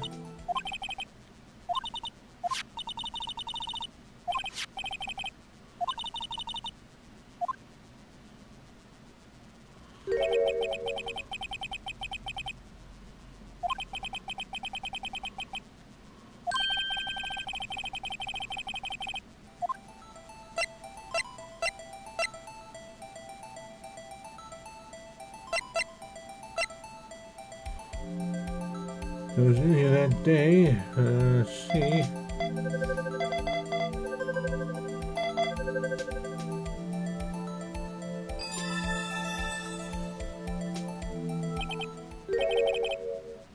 No, how can this be? What are Emma's fingerprints doing here? Hey, you found a match. Whose fingerprints were they? Oh, you might want to sit down for this, Emma. Oh, it seems the prints are too old. They aren't clear enough to get a match. Oh, that's too bad. I thought they'd be Derek's prints. Hey, you, over here. What's going on here? What are the kids' prints doing inside the chief's safe? Don't ask me. Let's just keep this information from Emma for now. Here, maybe you should hold on to this. Okay.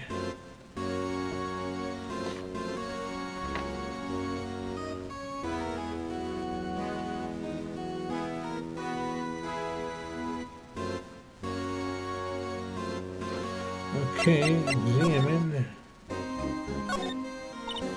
Oh, look at the size of Chief Gant's desk. Speaking of that, when we were here earlier... Oh, it's you two. Chief Gant. Here, he put that paper he was reading in his desk. I wonder what he was reading. This looks like a list of evidence. A list of evidence? In most cases, a list runs twice as long as this, though. Hey, look at the case name. Huh? That's the line incident. I wonder what this is doing here. Hold on, detective. What did you just say? I said, I wonder what... No, about evidence lists. Normally they're twice as long. That's right, I guess there wasn't a lot of evidence. A half-size list of evidence. The list of evidence seems too short. Most lists run twice as long. What would the other half of the list be doing here? Good question. I knew it. The chief must be hiding something about the case. It would appear so. Evidence list added to the court record. Well, was I any help? Of course. Thanks to your ID card, we were able to get some hard evidence. Oh no, we've been found. Now, that's not very kind, is it? In other words, if it wasn't for his ID card, he would have been useless. Isn't that right, you in the coat? Can't. What a sudden surprise. Chief Gant. I didn't think you'd be back so soon. Fortunately, I'm a man who believes in signs. As I was walking to my meeting, I happened to look out a window and saw a stray dog running right into a pole. Just then, I thought of a certain detective. Do you mean me, sir? Now then, I'm afraid I'm going to have to ask you all to leave. Yes, sir, sorry. Oh, you in the coat. Me, sir? Drop off your ID on the way out. You won't be needing it anymore. But, sir... Now get out. Yes, sir. We'll be on our way too, then. You, wait, you, the one without the spiky hair. Don't go yet. No, you stay away from her. Me, sir? I'd like a word with you. But sir, I'm not a licensed scientific investigator yet. You with the spike here, you're free to go. No, I ain't leaving without her. Mr. White. No. Phoenix, you better not have left. Damn it, Phoenix. Now she's probably on the way to being dead. Chief's office is off limits. But no, you just had to go sneaking in there like that, didn't you? I thought you said you didn't care anymore if you were fired. Yeah, but if I knew it'd be like this, I never would have said it. Now that I've seen the evidence Chief Gant was hiding in his office, I think I'm finally starting to get the picture. But why has she kept eerily silent about it all this time? Anyway, you listening to me? I'm gonna try to smooth things over with the Chief again. Later, pal.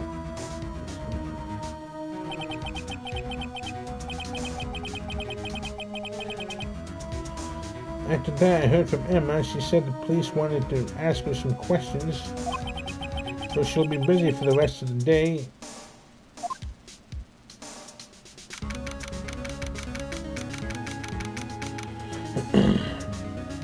Attention Center Visitor Room. I see, so the Chief asked Emma to come in for questioning. No use thinking about it. Tomorrow's the final day in court, and he's probably already dead now. I'm committed to doing everything I can to defend you, which is why I'm here. But I've already told you all I can. What you've told me over these past couple of days is absolutely nothing. Not a single useful thing. Really? I believe I did mention something quite important. Something I told you right at the beginning. I said I was the one who stabbed Detective Goodman. You know, I think I finally figured it out. I know who it is that's lurking behind your words. Mia did a good job mentoring you. I'm rather jealous. Seems Edgeworth was right. Edgeworth? Once you're convinced you know something, no one can persuade you otherwise. Thick-headed is the term used, I believe. Now is my chance to get her to tell me the rest of the story. I have to admit, I was more than a little perplexed at first. You insisted you did it, yet there was no incriminating evidence. That's when it hit me. It's not that you're unwilling to tell the truth. It's that you're incapable of doing so because of a certain individual with a big orange coat who likes to glare at people with a certain stare. One intriguing notion, a certain individual, you say? Yes. One with the cross-type tie. So you think I'm protecting this person? No, I think you're more afraid of him. And I can understand why you're afraid of him. Yes, protect him? No, I think afraid of is more like it. If I'm not mistaken, the person in question may have persuaded you to silence. For argument's sake, Mr. White, who may I ask is this person you speak of? The one I'm supposedly so frightened of. What is this person's name?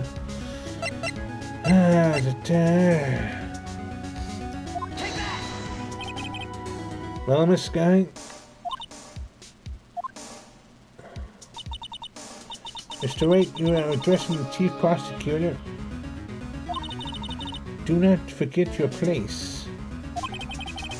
I take it she's still not ready to spill the beans. My apologies.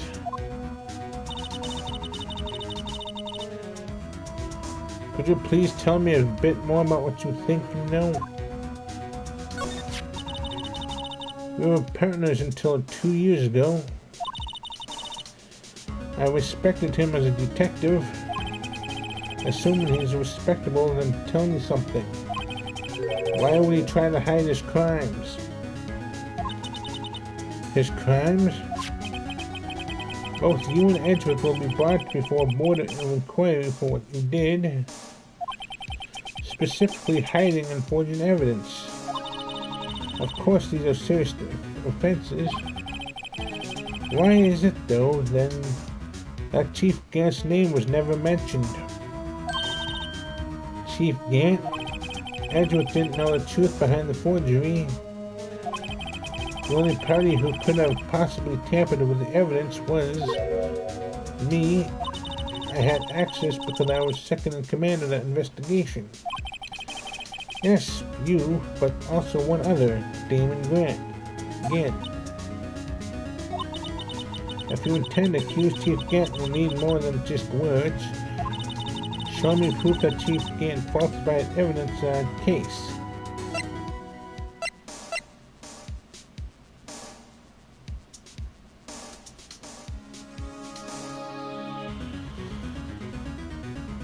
I want to think of some evidence list.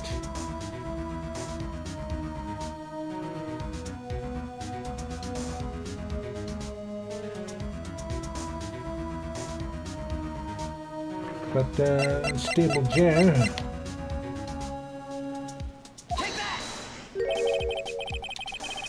I just found this in a safe in the chief's office.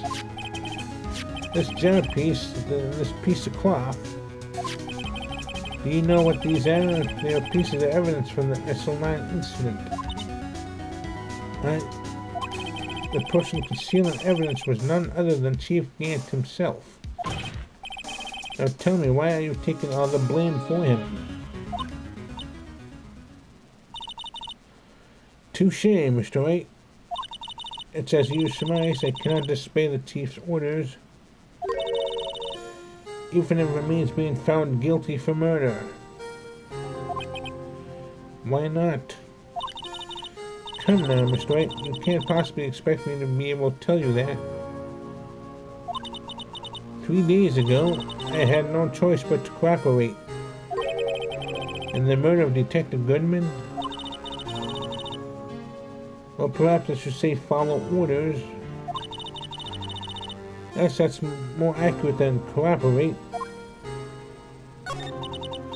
Although I can't tell you the details, I can say that I was given an order that day. I need you to dispose of Bruce Goodman's body.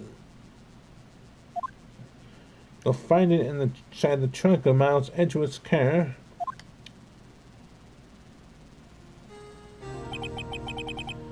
Just as I suspected, despite what everyone believes, you were not the one who murdered Detective Goodman.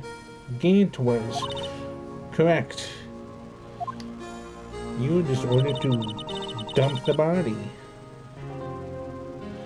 I was trying to take the body out of Edgeworth's car.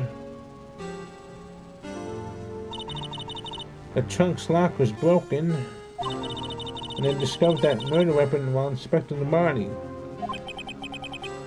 The murder weapon, you mean Edgeworth's knife? No. When I found the body, this was the knife stuck in it. The knife from the SL9 is the serial killer Joe Dark's knife. I couldn't just leave that knife in him, so I took it out and stabbed him with another knife. That would be Edgeworth's knife. That's right. Even though he was already dead, my hands were shaking at the thought of stabbing him. That's why I ended up cutting my hand. And that is the reason for the bandage on your right hand. Yes, it seems that I got blood in the victim's shoes as well. And then she saw me just as I plunged the knife in. Mr. Huh? So she saw you stab him, but he was already dead. Interesting. Why did you need to hide Doc's knife so badly? It took a lot of work to finally close the Dark case 2 years ago. It was over with. I didn't even ever want it to be opened again. My intent was to prevent that by whatever means possible. So you hid Doc's knife. The weapon used to stab the detective was evidence in the Joe Dark case. If word got out, which it would, the reporters would have a field day with that. So you wrapped the knife in your scarf and hid it. In Edgewood's exhaust pipe. Right, then I called my sister.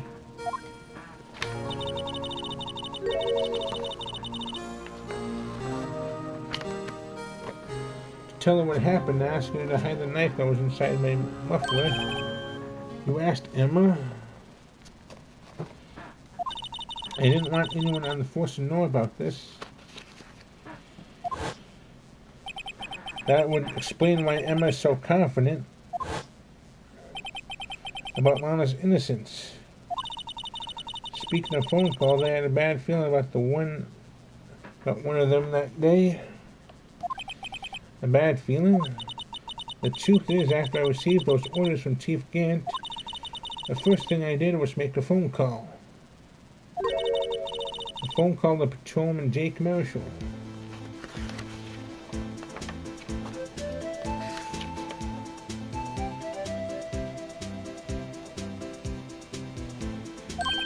To Marshall, why on earth would you call him? The lead investigator for the S9 incident had been murdered. I wanted that fact to be kept hidden and I needed help. He was the only other person I could trust. Or at least I thought I could trust him at the time.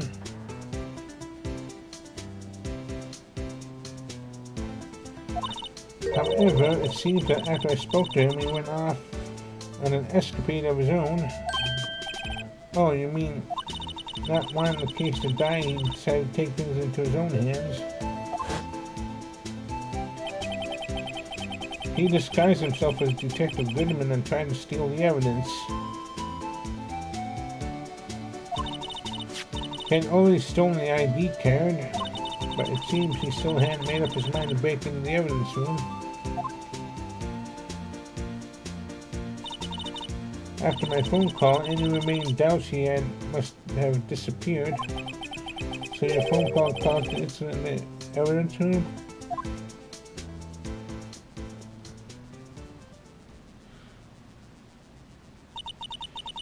I'm afraid that's all I can tell you.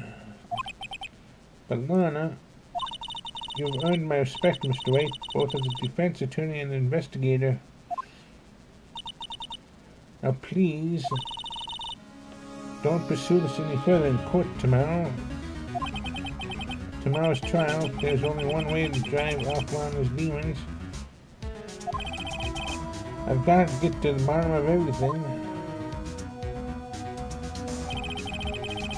Detective Goodman's real murder.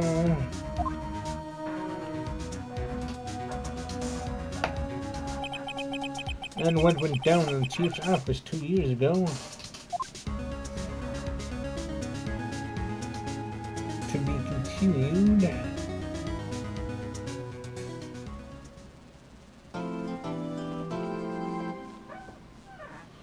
In progress.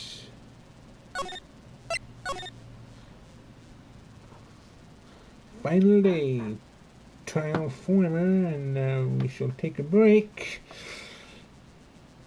A little bathroom break, so I'll put some ads on, and I'll be right back as soon as I can. Let's see.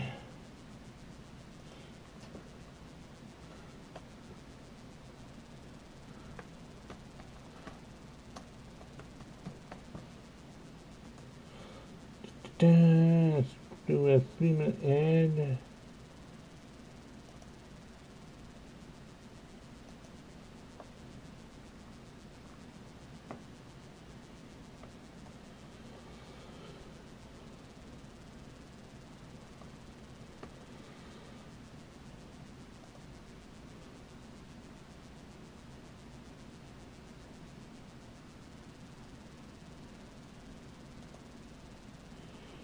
Okay.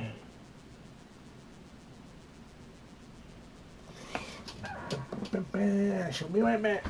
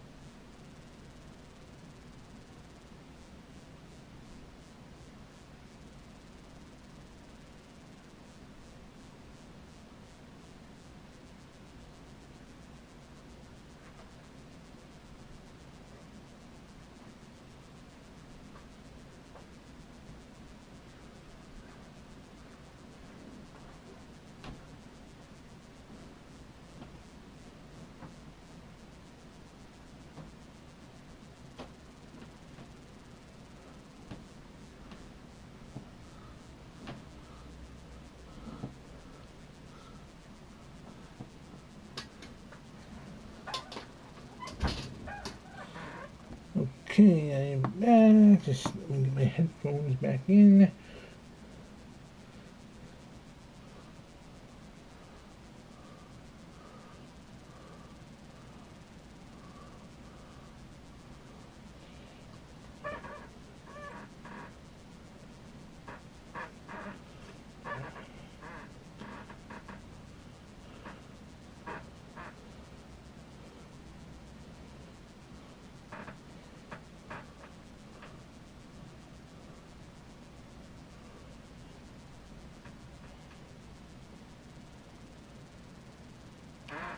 Okay.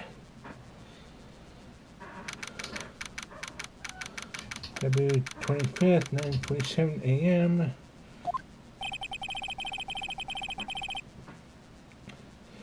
This is the defendant, I'll be alright, but there's no defendant. I've been trying to reach Lana all morning. Where could she be? And where's Emma, for that matter? It almost seems as if something's been happening behind the scenes. Edgeworth. Knowing you, you've already figured it out. Who the owner of the 777 ID number is, that is. Well, I have a pretty strong hunch. Looks like I'm not the only one who's figured it out. You know, the only reason this trial didn't reach the verdict yesterday is because there was still room for doubt regarding this ID record. If that number does not belong to whom you suspect, then no doubt will remain.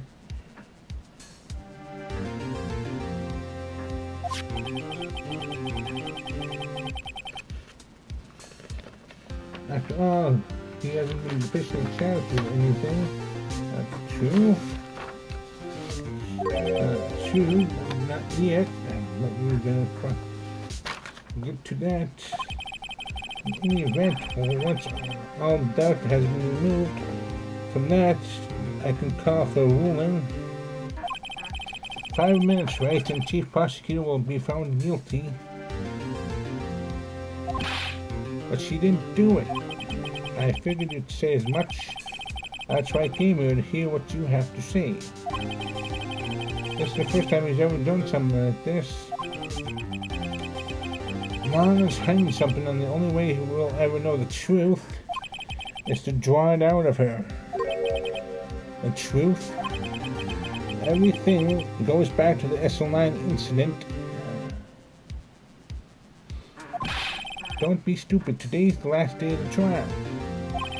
We don't have time to reminisce about the past. Not with that attitude, we don't. That depends on you. If she's found guilty, you'll lose your only chance to find out what really happened. I'll think about it. See you in court, right?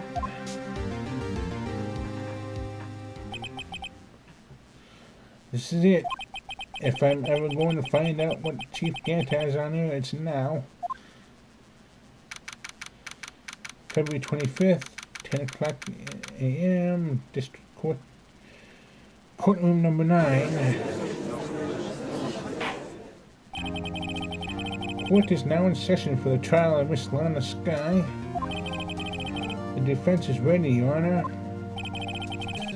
The prosecution is ready, Your Honor.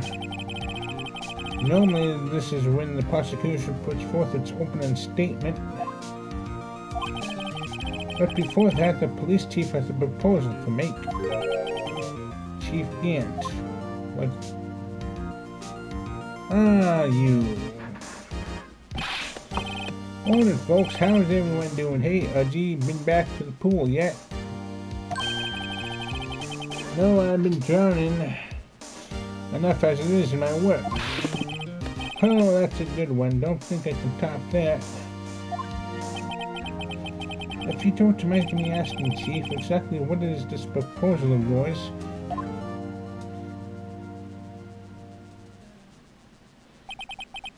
Lana, that is to say, the defendant has asked me if she could speak directly to the court. Okay. She wants to do what?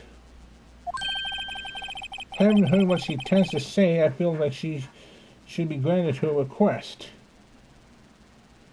And in the end, it should save everyone a lot of time and trouble. Let me guess, you gave her a script and tell her to read it. What's all this about, defendant? I'd just like to make one simple request and I'll be finished. Well then, what's your request? Your Honor, I'd like you to put an immediate end to this trial. Huh? I confess to all charges against me. On February 21st of this year, I murdered Detective Bruce Goodman in the underground parking lot of the prosecutor's office. No, Honor.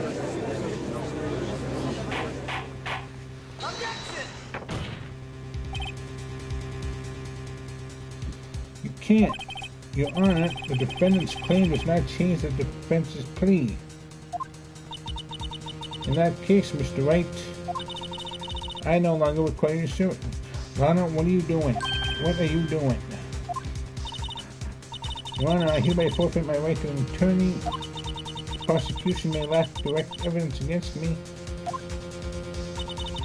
but has sufficiently proven its case through testimony and circumstantial evidence. I would like you to render your verdict now, if you please. Well, the defendant only has the right to self-representation. The request is legally valid, although this is an unprecedented situation. Indeed, it appears there is no further need to continue this trial. Even if Mr. Wright may feel otherwise, this can't be happening. It appears the time for verdict has arrived. This court finds the defendant. Objection! One moment, Your Honor. Mr. Edgeworth. The prosecution has not yet proven the defendant guilty beyond reasonable doubt. Any ruling at this stage would certainly be premature. Come now, Worthy. I understand this is a difficult time for you, but why don't you just be a good little boy and keep your mouth shut?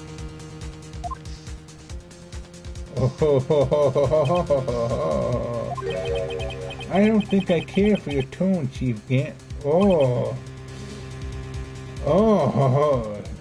Edgeworth getting some sass in him. Creating another fabrication to cover up your past mistakes. Sorry, but I'm no longer the naive little boy you would have me be. But this sudden confession from the defendant, it's obvious to me some kind of deal was struck behind the scenes. Some kind of deal, huh? Now, everyone operates as you do, Worthy. I thought so. Your Honor, the prosecution would like to change its first witness. Oh, to whom? As its first witness, the prosecution would like to call Miss Emma Sky. I request the court hears her testimony. Hold it. Mr. Edgeworth, I am exercising my right to self-representation. I don't think we need to continue. I don't care what you think, Miss Sky. The exposure of truth sometimes results in tragedy. However, no matter how tragic the truth may be, it would be an even greater tragedy to avert one's eyes from it. Very well, the court shall grant the prosecution's request. That's okay with you, right, Chief Gant? Worthy, you'll live to regret this. Mark my words. Miss Emma Sky, please take the stand. Looks like Edgeworth has decided to take the horse by the reins.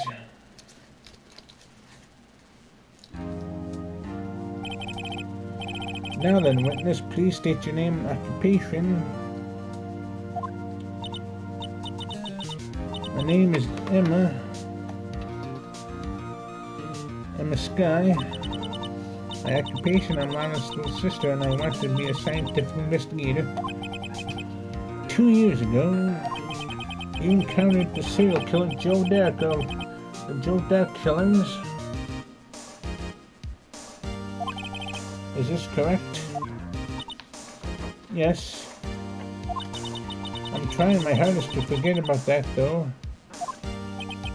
I'm sorry, but I'm afraid I'm going to have to ask you to recall those events one more time. Mr. Edgeworth, please remember the trial concerns the murder of Detective Goodman. Is an incident that was 2 years ago really all that relevant? Yes, it most certainly is. Well, okay then. You sure gave it fast. Yeah, you did. Now, please testify about what happened to you Please testify about what happened to you 2 years ago. The trip to yesteryear has finally begun. It's bound to lead to the truth behind this trial.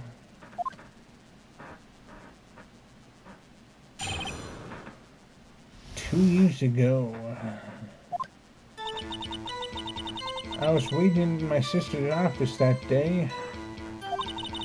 A man came running in and took me hostage.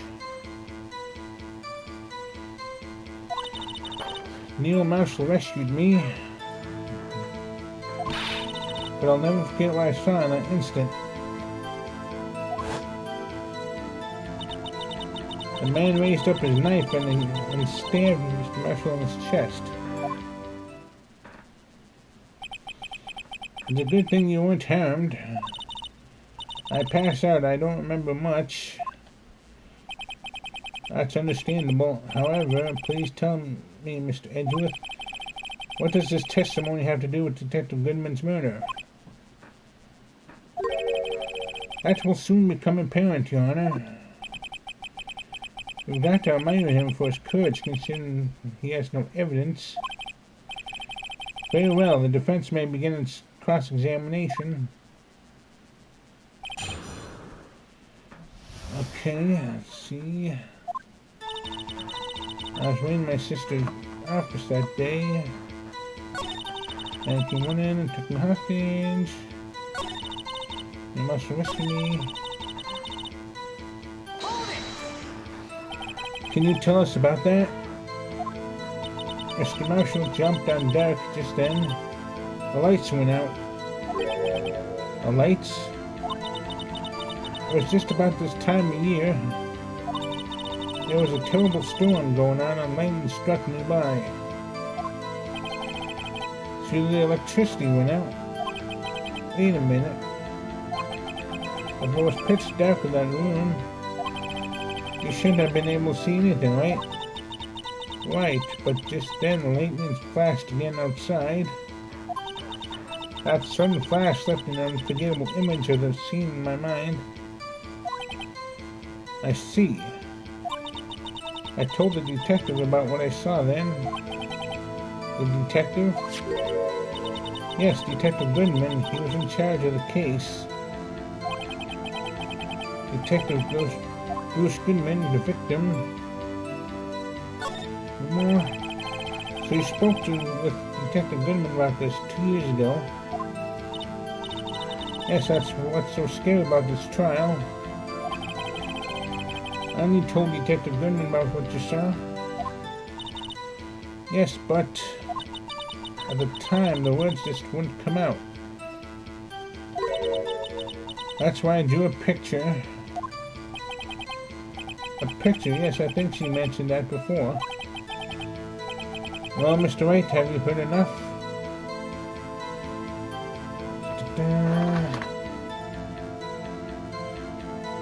Nope, not yet. This picture the witness drew, I believe it has a very important meaning. But the list of evidence I was given 2 years ago didn't contain a picture. Witness, would you mind if we added this statement to your testimony? Yes, Your Honor. I drew a picture of that scene once, but seems to have been lost.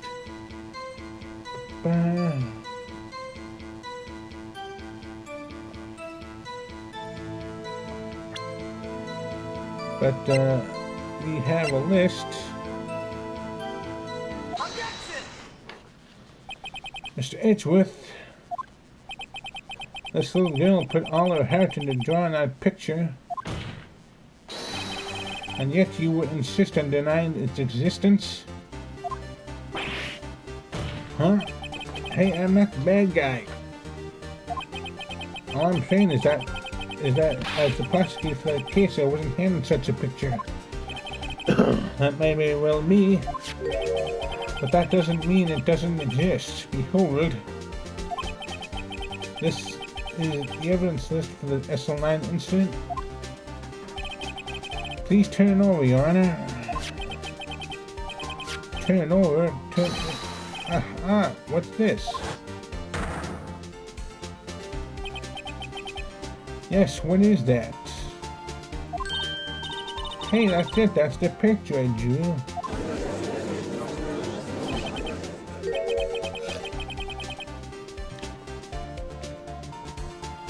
Two men appear to be wrestling here. What's the meaning of this? What are you doing with that list? Me? Only the prosecutor in charge should have access to that list. Huh? These lists, they're different from each other. What? It would appear, Mr. Edgeworth, that the evidence list you were handed 2 years ago was incomplete. These two lists fit together to form one. You can see the marks here where they were torn apart from each other. So you see, Mr. Edgeworth, it's quite obvious that what happened 2 years ago. Only half of the evidence in the case ever reached you. What? What? Wonder. But Miss Sky, why did you draw your picture on the back of such an important list? Because that's what Detective Goodman handed me in the questioning room, Your Honor. Wait a minute. If this list was torn in half, then that means... Your Honor, are you alright, Mr. White? Your eyes are bulging out from your head. If the evidence list was torn in half, then there might be more of the drawing on the back of Mr. Edgeworth's list. Yes, that's quite conceivable, Mr. Edgeworth. It's possible. Let's see.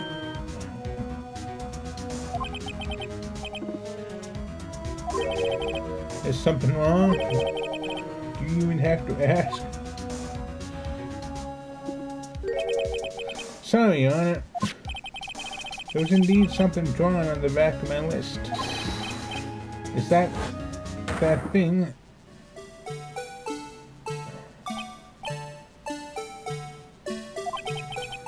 That's that thing. That thing was dancing in the evidence room. Clearly, this act of vandalism is the work of a certain chief of detectives. I guess he was out of scrap paper.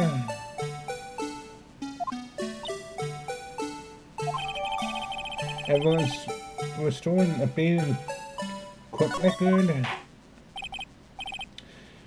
Very well, witness.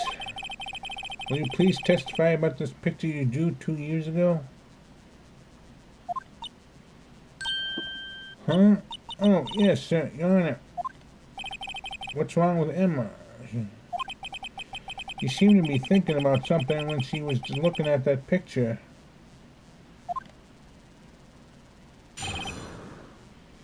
Yes, what's on your mind, Emma?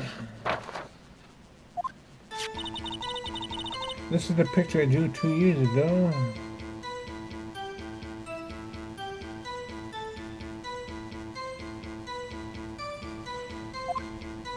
Okay, flash of lightning.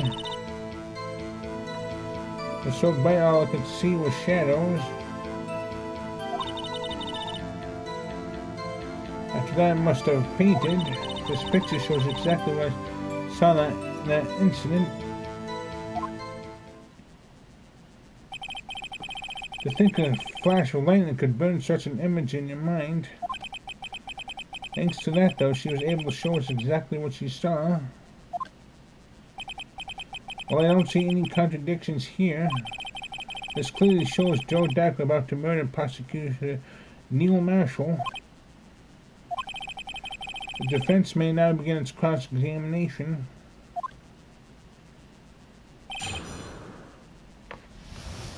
Okay. This is the picture due 2 years ago. Flash of light was so bright all I could see were shadows.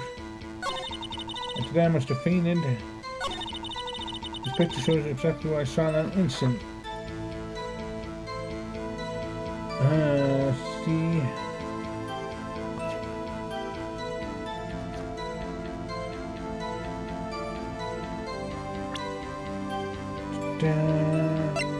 Autopsy.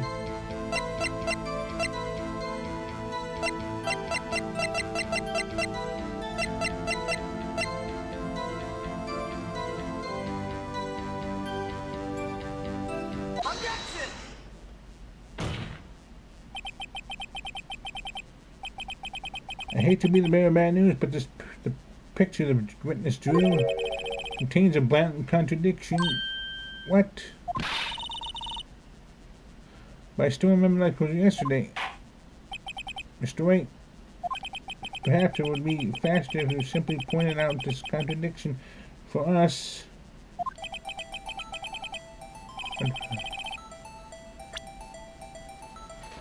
Let's see.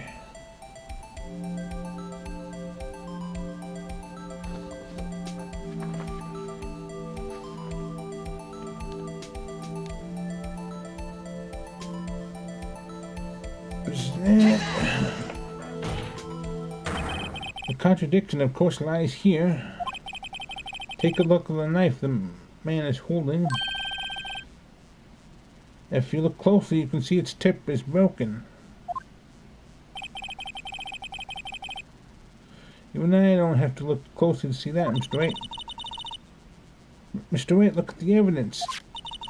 See the murder weapon? Its tip is broken too. If I recall, the tip of the knife was found broken off in the victim's body. It was a conclusive piece of evidence that proved Joe Dock was the murderer. I'm afraid it's not so simple, Emma. And where, pray tell, could you possibly see a problem? It's obvious, really.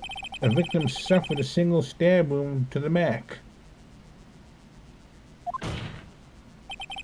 If the victim was only stabbed once, then the murder weapon should not have yet been broken. What's the meaning of this? Perhaps the knife was broken beforehand. Sorry, but I'm afraid that's not possible. The tip of the knife was found inside the victim's body. If it was broken beforehand, it couldn't possibly wind up there. That's right, but what does this mean? The tip of the knife is undeniably discovered within the victim's body. The only possible explanation is the witness's memory is mistaken. That's why I asked her so many times if she was sure she remembered correctly. I believe you were annoyed at the time, but she was sure she remembered correctly. But there's no other way to explain this inconsistency. Not so fast, Mr. Edgeworth. There is another explanation. Have you forgotten already?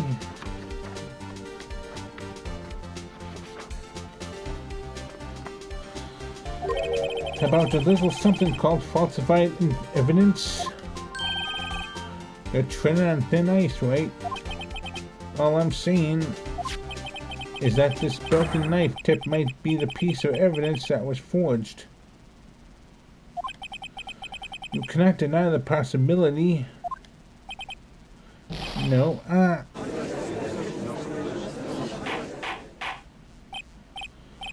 Order. Are you saying the investigation really was corrupted? Your Honor, please allow me to once again go over the events that took place the day of the murder. The police department and the prosecutor's office were holding a ceremony that day. After receiving the King of Prosecutors Award at the ceremony, Neil Marshall questioned Joe Dock along with Damon Grant. During his questioning, Joe Dock fled the room. Prosecutor Marshall chased after him and was killed by Derek. It is my belief that somewhere in the story there was a lie.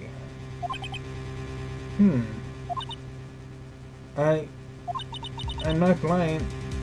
I know you're not. I'm not.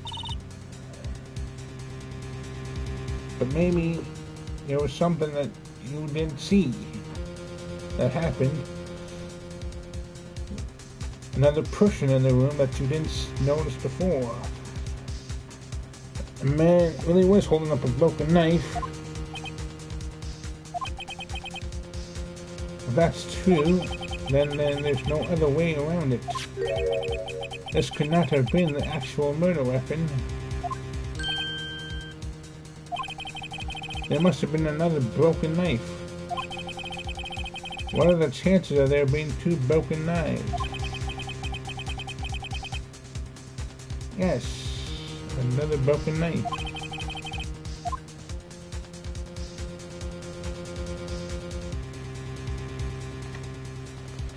I think there's been another one of the green kind. If the witness is this adamant about the accuracy of what she saw, it can't just be explained away by a simple observational error. Mr. Wright, in the instance, Emma really did see a broken knife. I assume then that you have some information about this other broken knife. If so, please feel free to enlighten us. The murder weapon was already broken prior to the murder. There's only one way. Take a look at this. Here's the real murder weapon.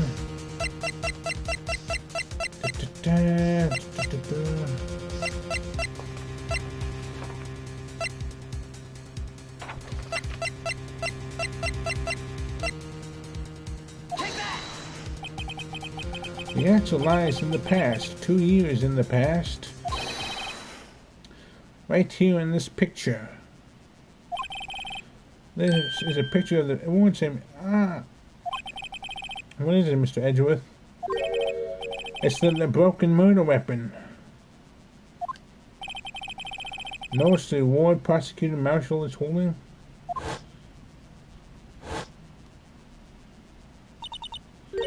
That's a broken knife. As we earlier concluded, the knife in the drawing was not Joe Dark's knife. That being the case, the knife the witness saw was in all likelihood from this award.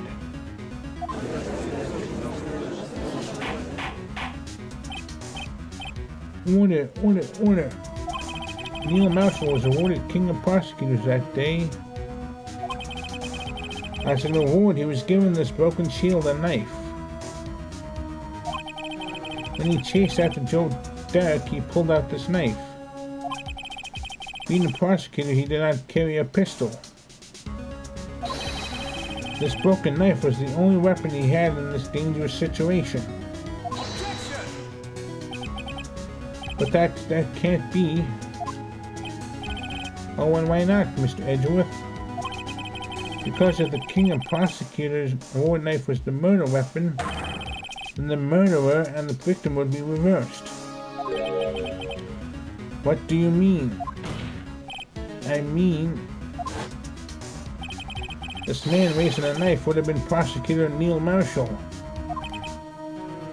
Oh.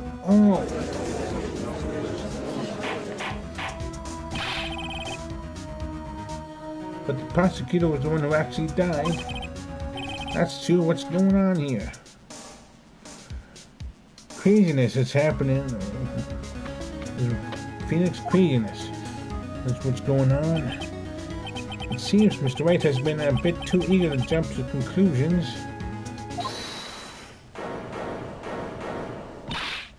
Wait, I remember now. I remember everything. Witness? Mr. Edgeworth, what is it? Could you show me your evidence list again, please? His list? The one with that picture scribbled on the back?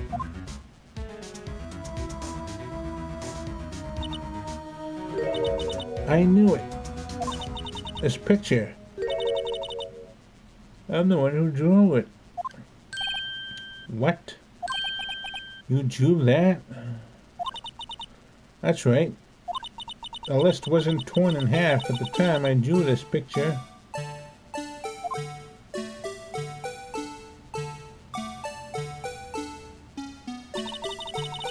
All this time I've been trying so hard to forget. I must have locked this part away deep inside me. Perhaps it would be best if we added this to the witness's testimony. Would you please tell us what you recalled, Miss Skye? Yes, Your Honor. First a knife mix-up and now the blue badger.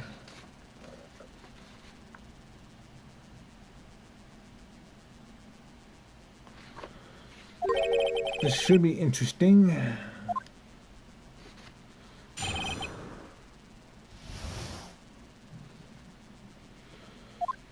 Okay, when I saw that man raise his knife,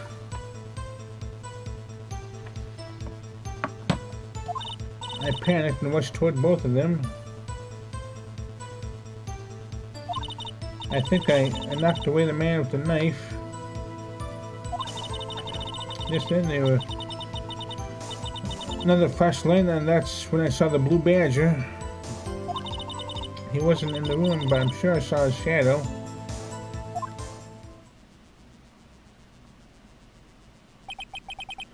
This is certainly most unusual.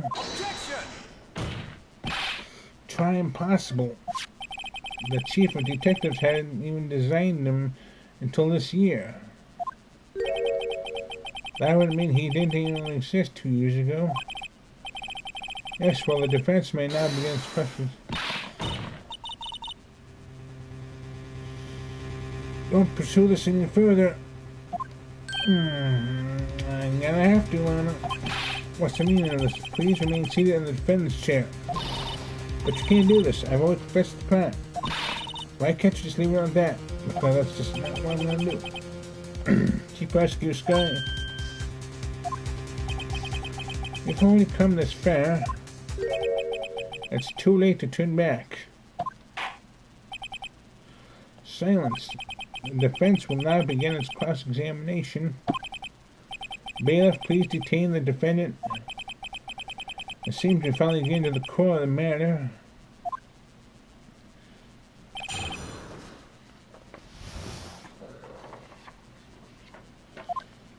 Okay, when I saw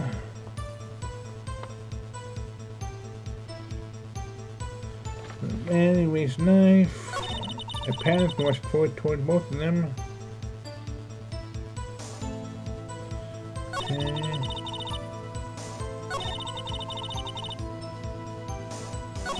I think I knocked away the man with the knife.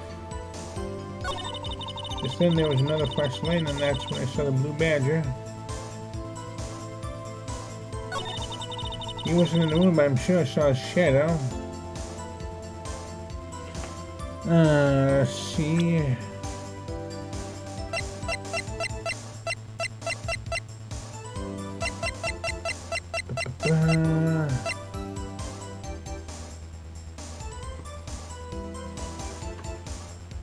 Blue badger, huh?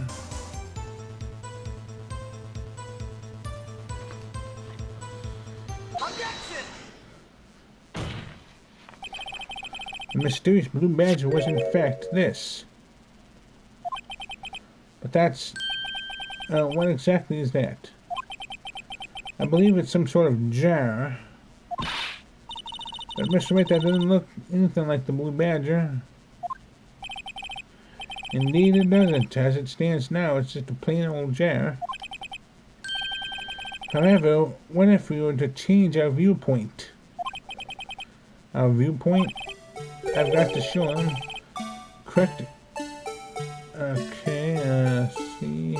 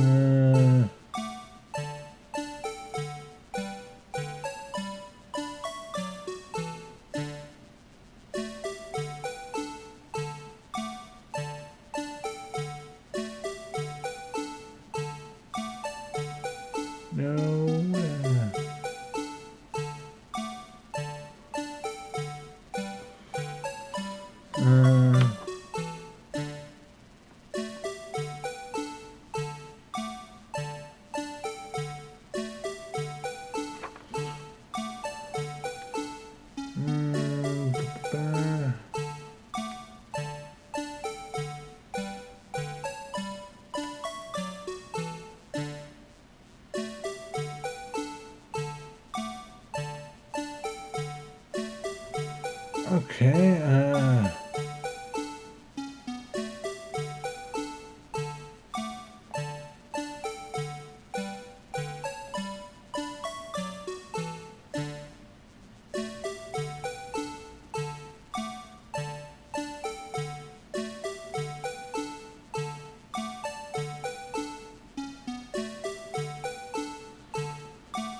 I think that's the closest I can get.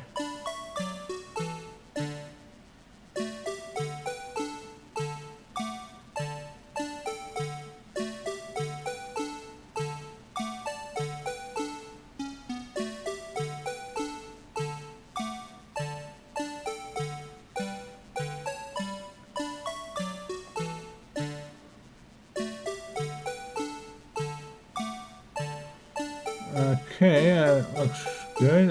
Try that. Well, is this a miracle or what?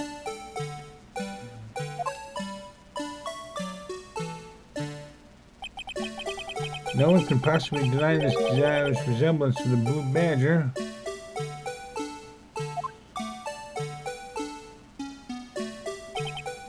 No, it can't be. Order, order.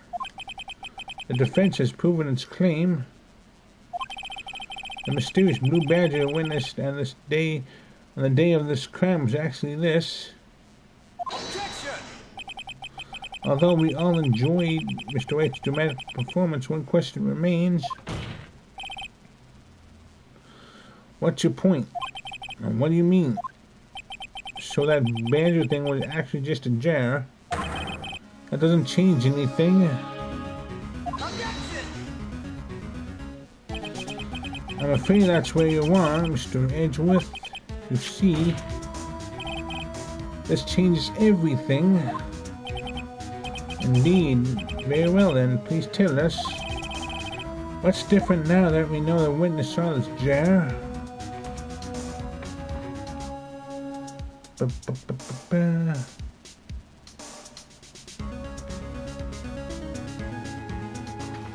The location.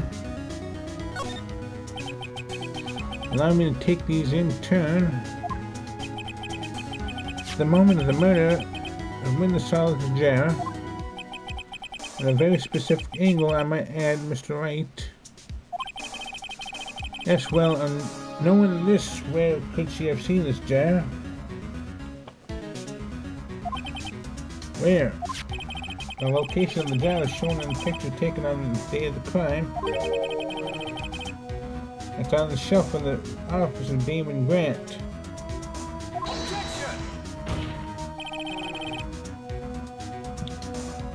But the body was found lying kneeling on this guy's desk. The witness testified so herself. Yes, and it's with these two facts reveal what actually transpired. You see, the struggle between Derek and Marshall did not take place in this guy's office. It happened on the other side of the room in Chief Grant's office. Are you implying the murderer moved the victim's body from Damon Grant's office to Lon Sky's office? Yes. Why would he do that? There's no reason. Who said it was him that did it? Exactly.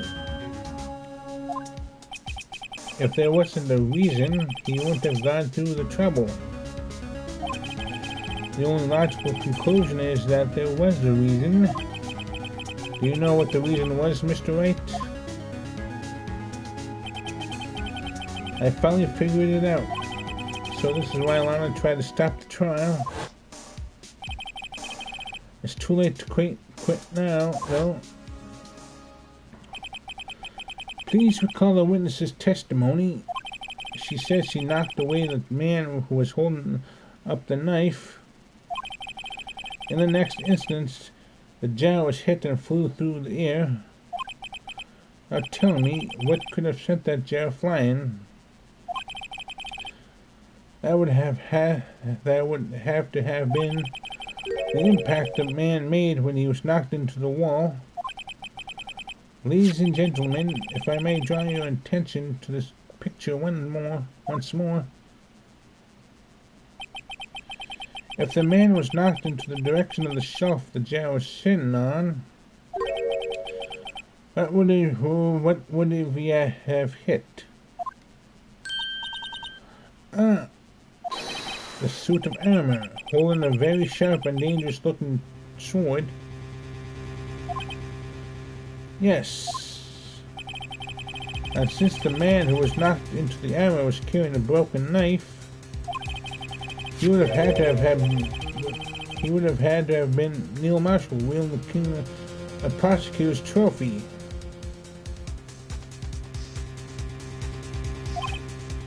No, Mr. Wright, you can't be thinking. Yes, there was another possibility of what actually transpired in that room. Another possibility. Of course, the perpetrator would have no idea, but nevertheless, I don't know if I can go through with this. Mr. Wright, what's the matter? If events took place as defense theorizes, then the outcome is obvious. In that moment, assuming the man Amos guy knocked away was actually prosecutor Neil Marshall,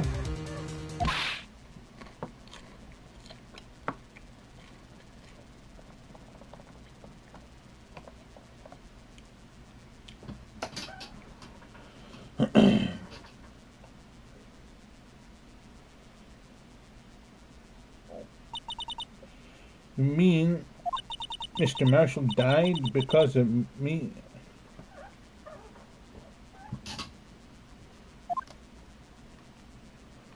Oh, Emma's gonna feel so bad.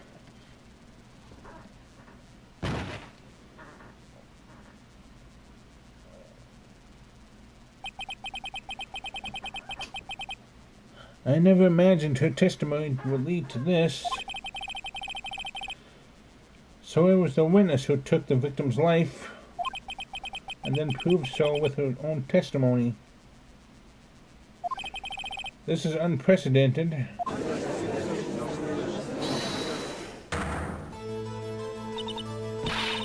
What are you saying? I'm sorry, Miss Skye, but given the circumstances, Joe Duck murdered Prosecutor Marshall. How can you think it was Emma? How dare you try to pin the crime on her? Imagine that coming from you. If you recall, it was you who admitted to forging evidence 2 years ago. The reason you moved Prosecutor Marshall's body was to keep anyone else from finding out about what Emma did, wasn't it? I assure you, Mr. Edgeworth, I have no idea what you're talking about. If you hope to have anyone believe your insane allegations, I'm afraid you're going to have proof. Tell me, do you have any conclusive evidence that proves my sister killed Neil Marshall? Evidence? I'm willing to bet you don't. Yes, it certainly wouldn't be difficult to prove this without evidence. If we don't have evidence, then we'll have to rely on testimony. I'm afraid that won't work in this case. Both parties involved in the incident are dead. You certainly can't get dead people to testify. This has all been a wild goose chase from the beginning. Touché, Miss Skye. Of course, that only leaves us with one possibility. You mean there's still another possibility? What do you mean, Mr. Edgeworth? I mean the possibility that the victim has left us a message. For better or for worse, Mr. Marshall did not die instantly. He may have left behind the name of the person who took his life. in one manner or another. That's impossible. Well, Mr. Wright, is this the only possibility left to you? A message from the deceased. Does such a message exist? Gotta think back to the court record.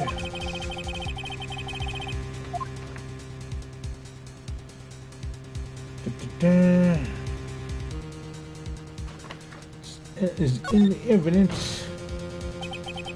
This message from the deceased is already in our possession. Mr. Wright, will you stop at nothing to prove my sister a murderer? I am not trying to do that.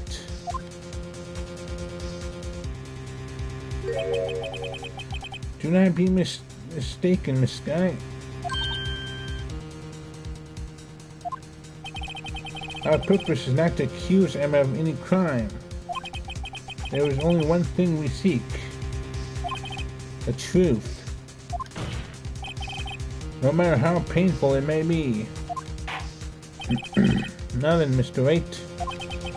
Please show us the piece of evidence that conveys the message from the deceased.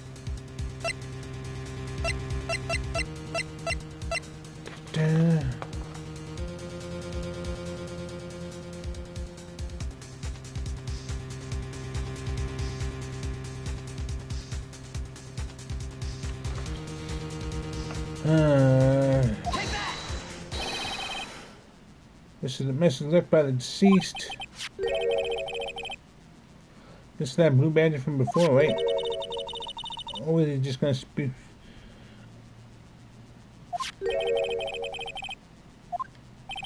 Oh, I missed. Looks like everyone's forgotten this is just a jar. Okay. A message was left here on the surface of this jar. What do you mean? If you look closely, you can see a faint trail of blood on the jar. It looks like someone wiped the blood away. Yes, but notice, for some reason the blood on some of the fragments was not wiped away. Yes, there was a line here, drawn in blood. So what you're seeing is that these dots were once lines. Prosecutor Marshall did not die instantly. He used a few precious moments he left to him to leave behind a message. One that somehow apparently wiped away. The blood must have seeped into the jar where the lines changed directions. Precisely so. All we need to do is connect these points, and the victim's message will become apparent. No. Mr. Wright, what kind of message did the victim leave for us? Your Honor, I believe these bloodstains will reveal to us the answers. I've got to connect the dots to make letters. There's only one thing the victim would have written, given the circumstances. His murderer's name.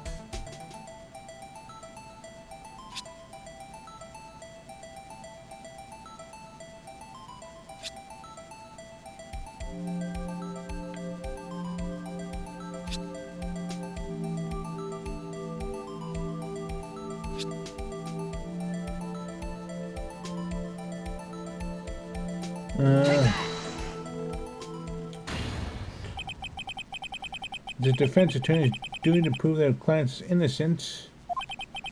That's why all I've been thinking about is saving Lana. After all my efforts, I never thought it would turn out like this. Emma. So this is the final message Prosecutor Marshall left behind.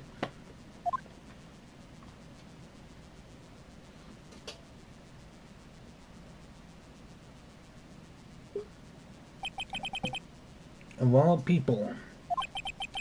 She may not have meant it, but in the end, the one who took the victim's life was Emma Skye.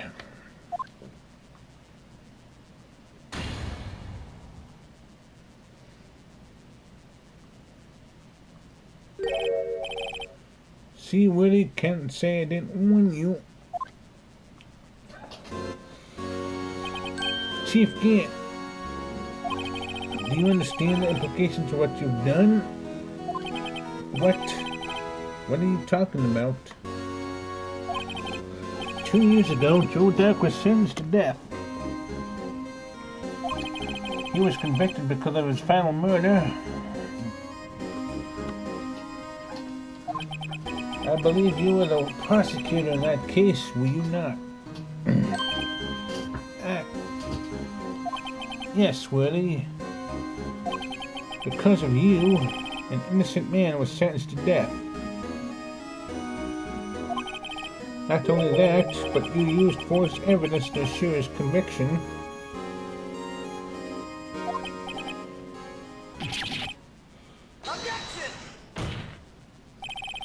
But Joe Duck really was a serial murderer, that's undeniable. I'm afraid that's not important. Didn't you know we aren't defenders of justice? What? We're merely keepers of the law. Sentencing a man's death is no light matter. Even if there wasn't any cover-up or evidence forgery, ultimately the responsibility falls on the prosecutor in charge. Despite what anyone may say, this fact cannot be denied.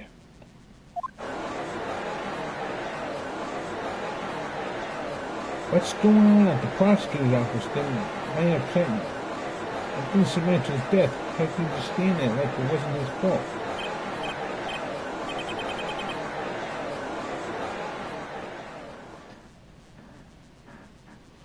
The gavel's pounding fell on deaf ears. Unable to settle the crowd, the judge declared a recess. Where this trial is headed, no one knows.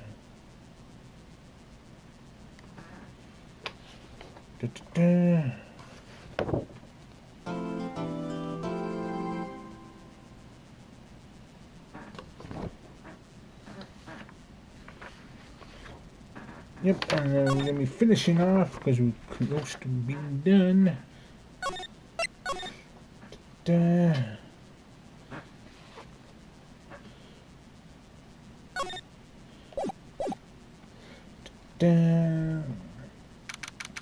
February 25th, 1206, District Court.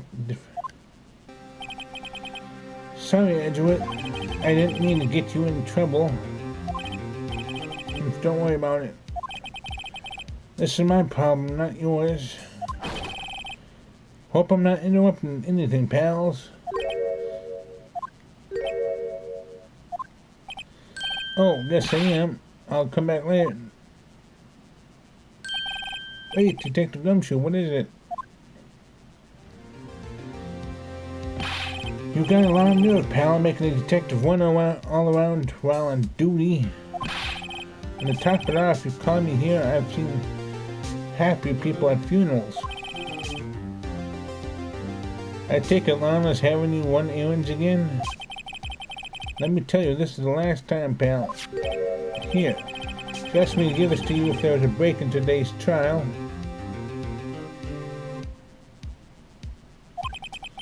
Evidence law? Edgeworth was talking about this just the other day. You must know the two rules of evidence law. Rule number 1, no evidence shall be shown without the approval of the police department. Is that right, Mr. Wright? It seems so. You could at least study some evidence law, really. The chief prosecutor also wanted me to give you a message. A message?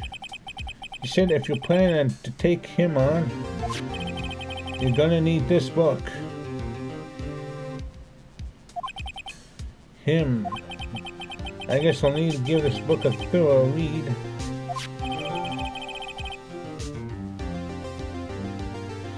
Evidence law securely slipped in the pocket.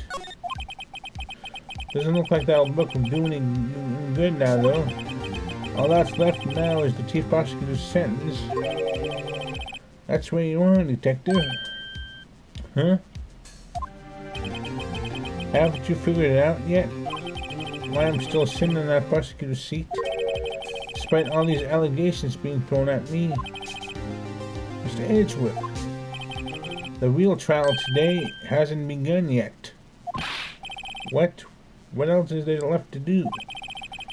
Your credibility has been all but ruined with this forged evidence you were unaware of. And Miss Guy found out she unwittingly caused a man's death, and now you're telling me you want to do more? You've got to be kidding me, pal. You're missing the point, detective. Lana didn't murder Detective Goodman. She merely stuck a knife into his dead body. That means the real killer is still out there. What? And we're going to expose him, no matter what it takes. This case has hurt too many people, and it's time to bring it to an end.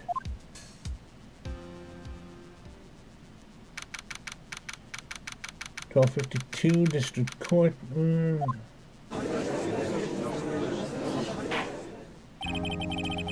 Court will now convene for the trial of Miss Lana Skye. Mr. Edgeworth. Yes, Your Honor. The inquiry committee is planning to impose harsh penalties for your actions. Thank you for the news, Your Honor. Yes, well, ahem. Normally this is where the prosecution calls forth a witness. This isn't easy to say.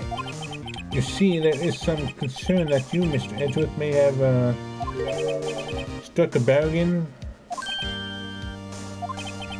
You think I may have manipulated the witnesses?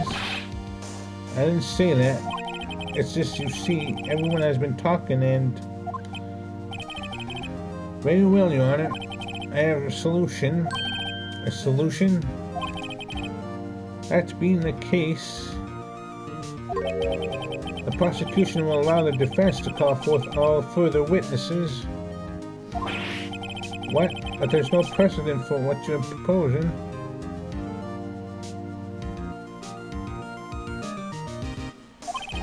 Undeniably, this is an unusual arrangement, but a very effective one.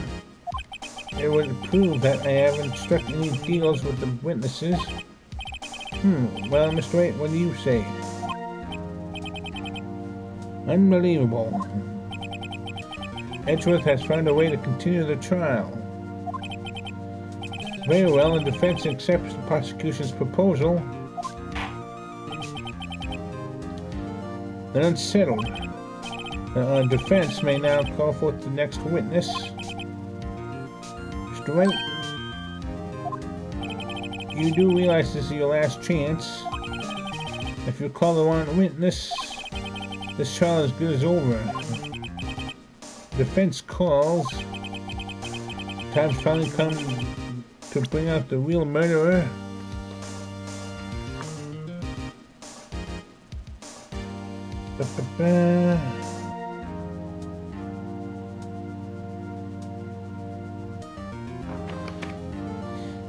Let's... Damon Grant. The defense calls Damon Grant to the stand. Damon Grant? What does he have to do with anything? As the defendant's partner 2 years ago, Mr. Gant has first-hand knowledge of the crime. I feel we should hear what he has to say about it. As luck would have it, he should still be in the courthouse. He would also be the least likely to have been manipulated by me in any way. Wouldn't you agree, Your Honor? True. All right, bailiff. Please escort Mr. Grant to the stand.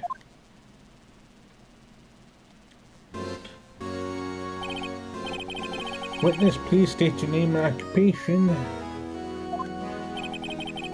What is this, some kind of practical joke? I was just on my way to lunch.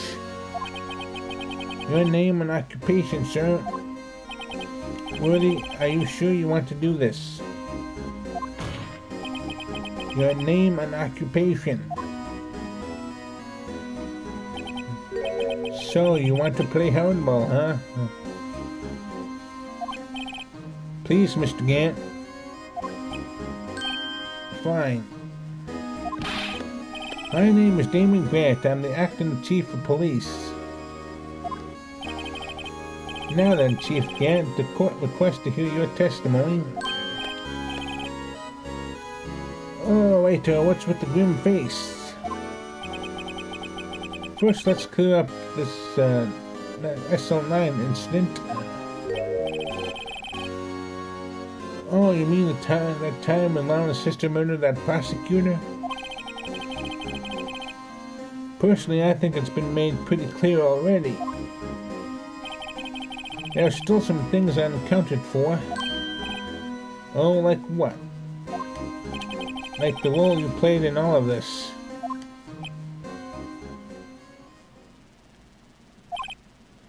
Son, either you're very brave or very foolish.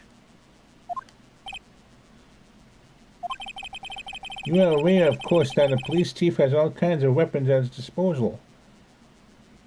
Is that a threat? Sure, take my testimony, for example. I don't have to give it if I don't want to. What? Is that true? I'm afraid so. The chief of police has the right to refuse to testify.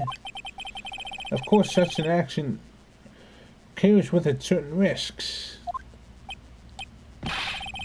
Don't worry, I'm not here to hinder your trial. Just remember, if this turns out to be a big waste of time, don't say I didn't warn you. Very well, the witness may now begin his testimony.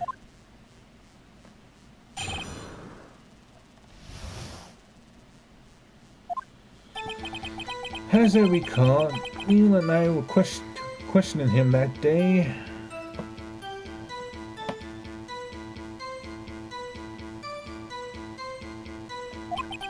To make a long story short, we slipped up. That power outage didn't help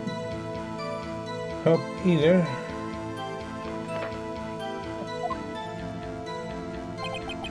When I went to my office, I found Lana there. Apparently she had already arranged the crime scene. As you can see, I had nothing to do with the forgery.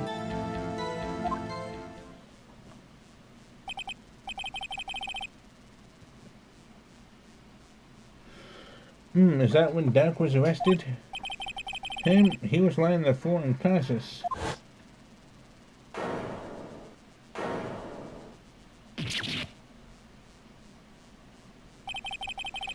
When Emma sent Neil flying, it seems Doc bumped his head. I see, everything seems pretty clear cut. If the police chief has the right to refuse to testify, then I'd better hit him hard and fast. Cross-examination. As I recall,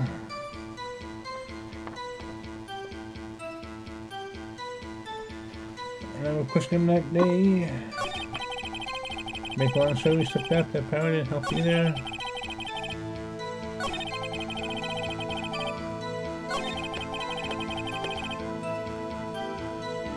See. But you did there, Gantz.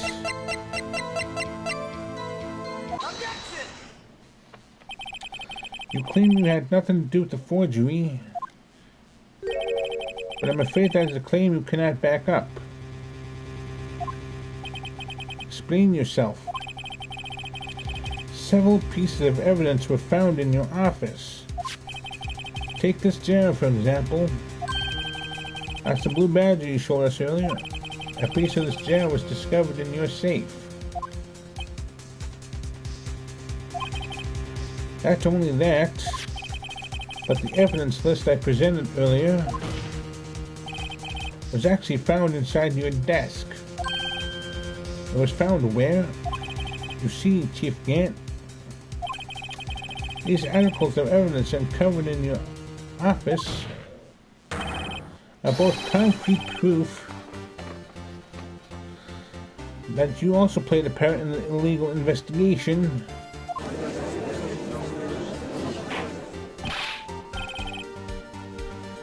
Chief Gant, what's the meaning of this? Ho ho! Here's a defense attorney who may even rival Worthy.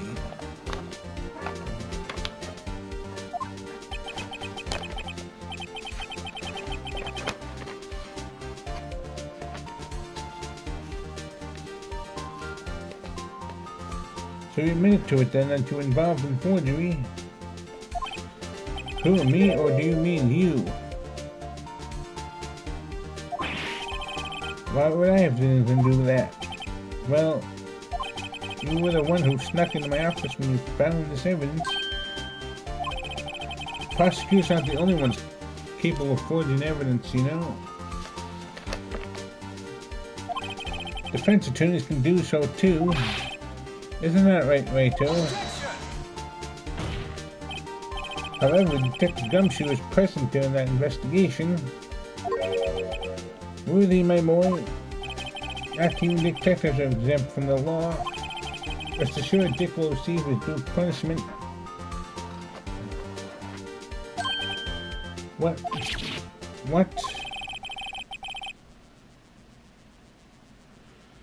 If Detective Gumshoe's salary drops any further, he'll end up paying the work. Yes, well, in light of the detective's presence, please give us your testimony regarding these pieces of evidence found in the office and in relation to the forgery that took place at the crime scene. My, kids these days no longer know how to put two and two together.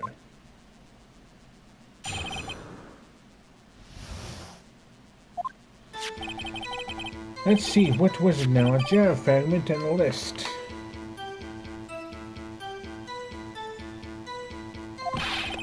Well, I know, you could have planned that in my office. Anyway, you can't prove when those pieces of evidence were discovered. If they were found after Doc was convicted, then they're worthless. There's no reason I'd participate in the forgery. Rearranging the crime scene won't help me out in any way.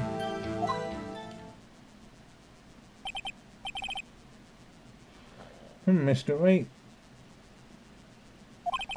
Yes, Your Honor. When investigating the crime scene, you should have been more careful to observe protocol. You do understand that I am the chief of police, right? There will be consequences. Oh, indeed. I believe I will press charges so you won't make the same mistake again. My apologies, Chief, but would you mind waiting until tomorrow for that? Today is, well, you know. Oh wait, Aji in return though. I know. That place, right?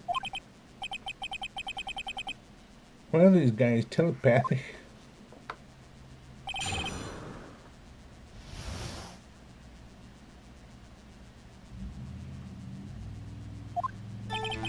For all you know, you could have planned them in my office anyway, you can't prove when.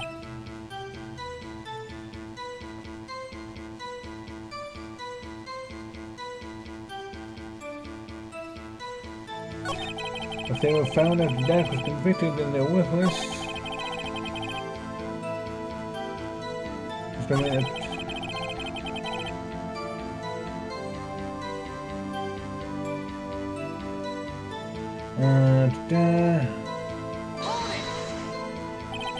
Really, Chief Grant? At the very least, there's one very large benefit you've reaped from all this. Oh, I wasn't aware. What is this benefit? That would be, of course, the position you have, Chief of Police. Oh, the resolution of the SL9 incident secured your promotion to Chief. That in itself is a sufficient motive. Oh, that's a good one. Huh? Do you really think I'm that incompetent? What do you mean? Even without the case, I was already in line to become the next chief. The resolution of SL9 merely sped up the inevitable a little. Is that true, Edgeworth? Yes, he was going to be made chief anyway. Yeah, be careful when pointing that finger, or you might wind up being the one pointed at. So that means there's only one possible motivation for you to commit forgery. If you didn't do it for yourself, then you did for someone else.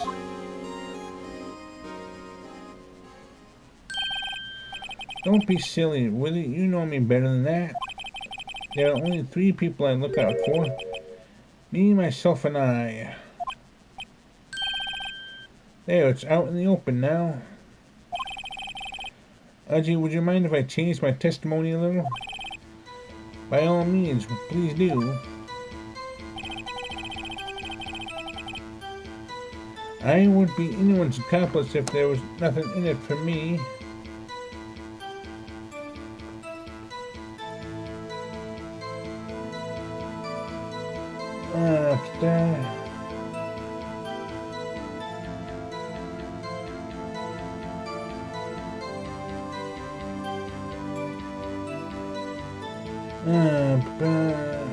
Really?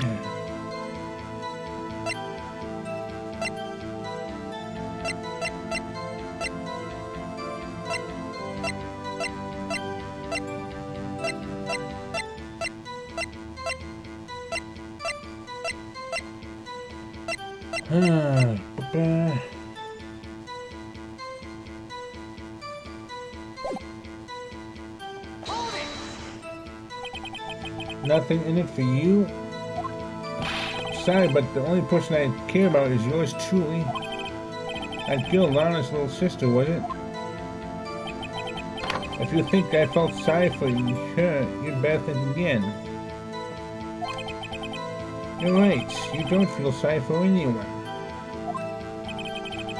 Be tough and kind and tough on people, that's how I was raised. You seem to relax enough on yourself, though. Oh, that's a good one, really. Could there have been something in it for him? Given his selfishness, he would have helped someone else.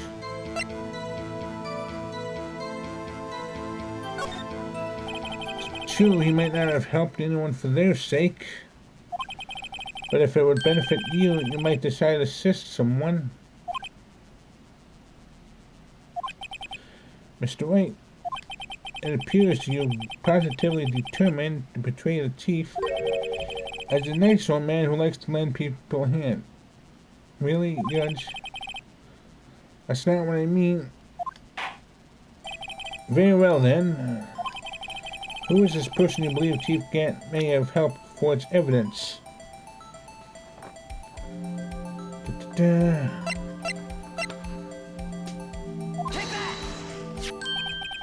Chief Prosecutor Lana Sky, the defendant.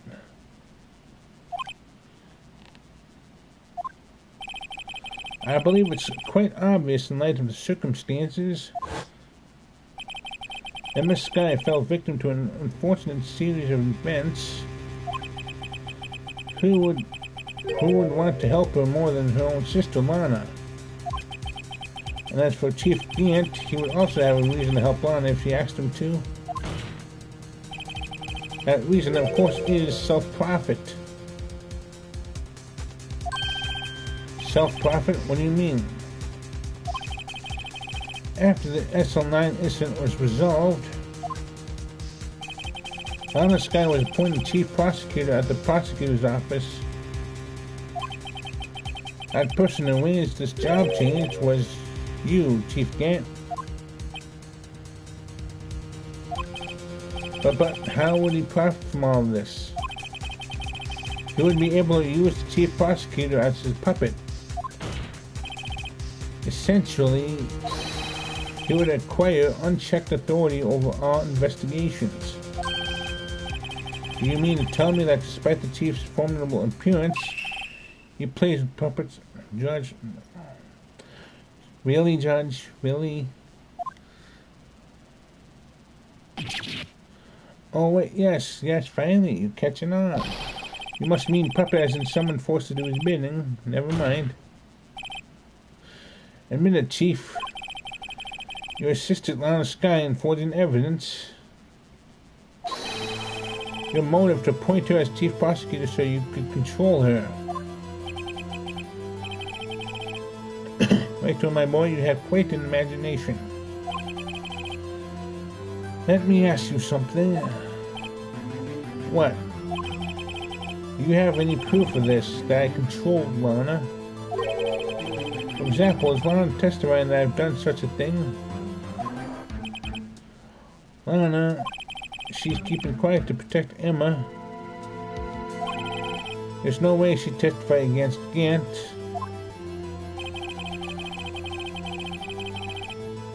I'm afraid without any proof, that's all amounts to nothing more than a mere conjecture. Unless, as also what happened in this incident. This incident? Oh, which one would that be? Of course I'm talking about the murder of Detective Bruce Goodman. The chief prosecutor has been acting strange throughout this entire trial. Almost as if someone has been controlling her.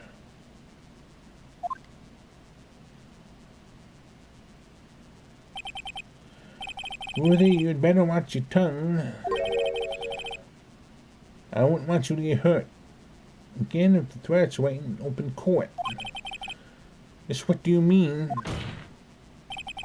What he means, Your Honor, is that the Chief Gant is involved in the murder of Detective Goodman. Not only that, but the Chief is now making Lana take the rap to cover up his involvement. But what? What?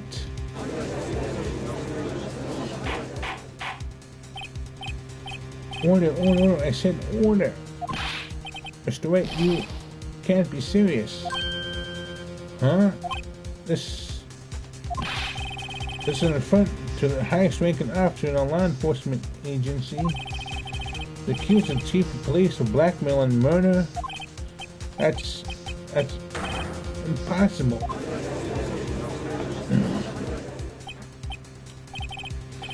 Your Honor, I was merely reiterating what Mr. Edgeworth said in easier to understand language.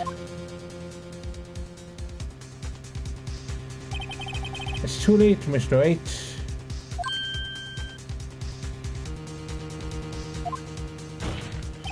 There's no turn back for us now. It looks like he's the one who decided to go through with this. Can you prove this, Mr. Wright?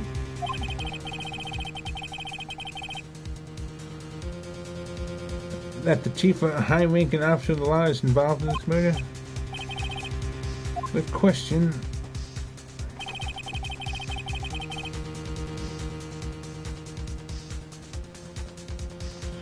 Regardless of his rank or title, Chief Gant is just a man.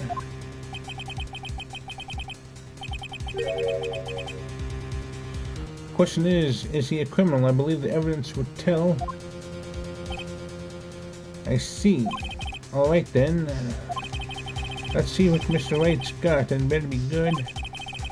Show us this evidence that ties Chief Gant to the murder of Detective Goodman.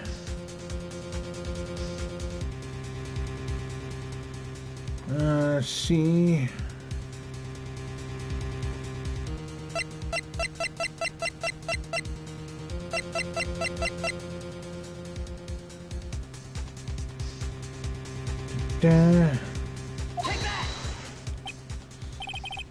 Well, Chief,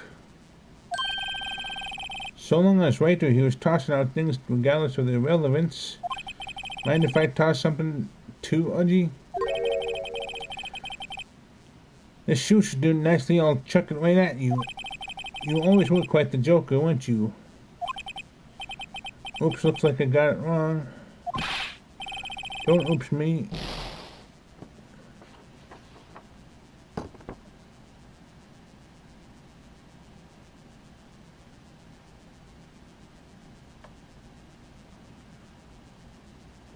Okay, okay, messed up,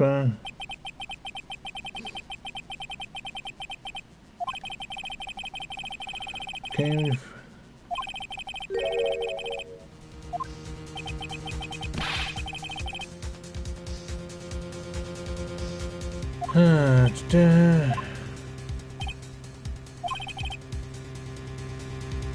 okay, let's see.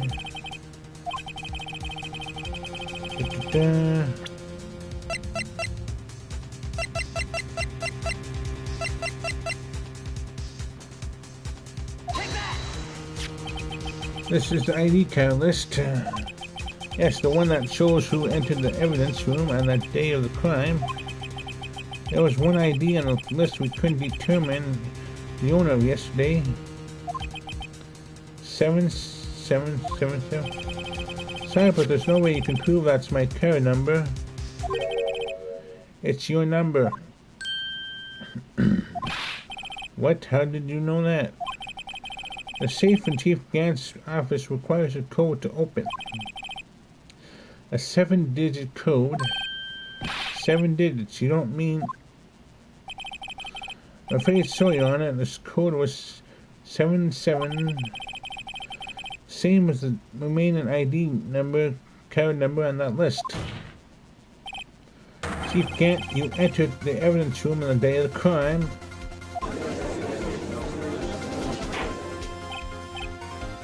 Order, order. Chief Gant, what do you have to say? Nothing. The defense's search in my office was in violation of regulations, and I will demand Mr. White be punished to the maximum extent of the law. But right now, this court demands an explanation from you about the use of this ID card.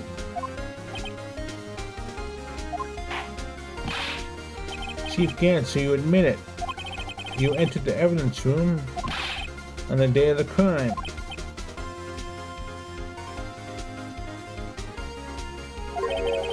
What about it? I'm chief of police. Whether it's the evidence room or the bathroom, what's the difference? I can go anywhere I want. Tell me, when you entered the room, were you alone? I always go to the bathroom alone, as I do with the evidence room. Detective Goodman wouldn't have happened to be there with you that day, would he? Of course not. Why would he be? I hadn't seen him in days. You hadn't seen him in days, Chief Gant. I'm afraid you've just undone yourself. On that day, you had to have met with Detective Goodman. What do you mean? This trial's purpose is to determine Lana Sky's guilt. No, it isn't, Your Honor. This trial's purpose is to determine the truth.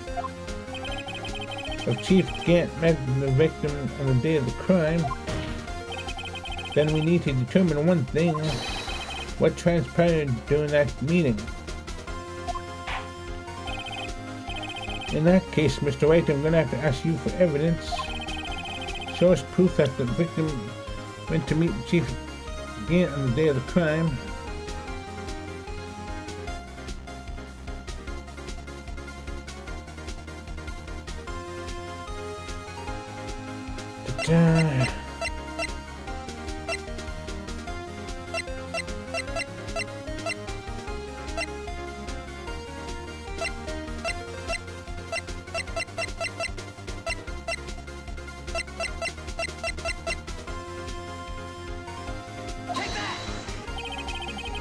Detective Goodman lost his ID card on the day of the crime.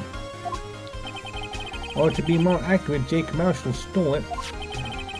So Detective Goodman filled out a lost item report.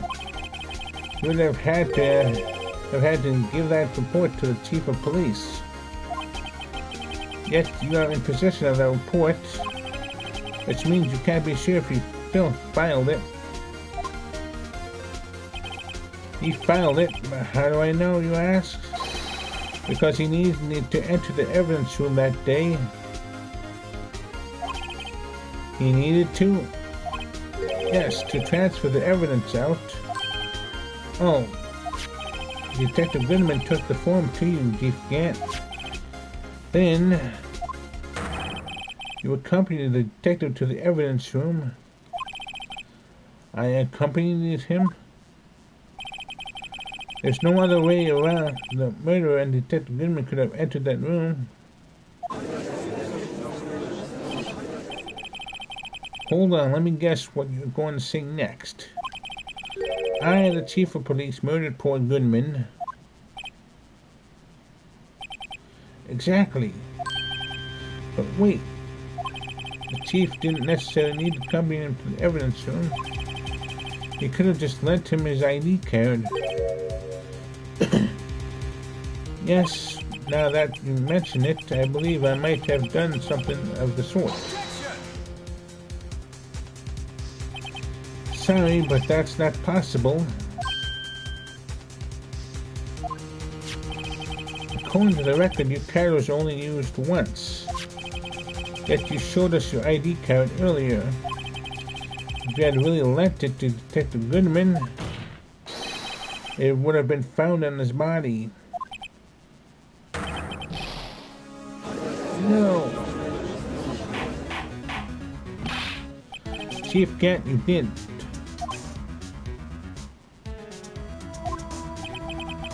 The murder was most likely a spur-of-the-moment crime, for no one in their right mind would choose the police department as a place to commit murder. After the murder, you contacted Lana at the prosecutor's office. Why? To dispose of Detective Goodman's body, of course. You're forgiven, Mr. Wright. That the victim's body was discovered in the prosecutor's office parking lot.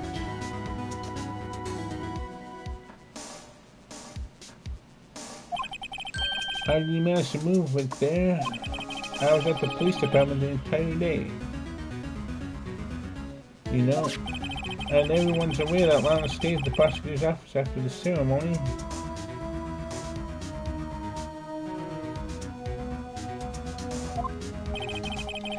Everyone except me, it seems.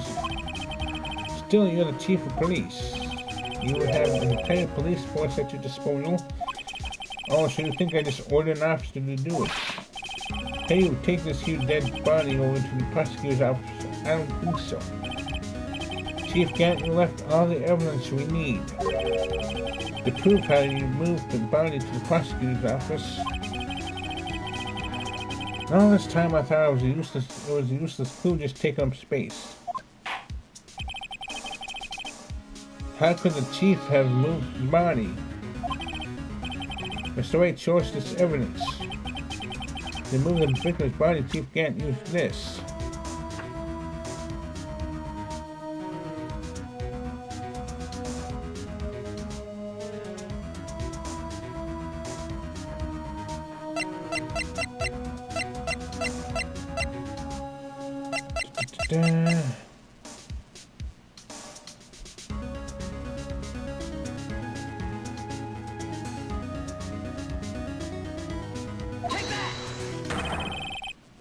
This is how he moved Detective Goodman's body.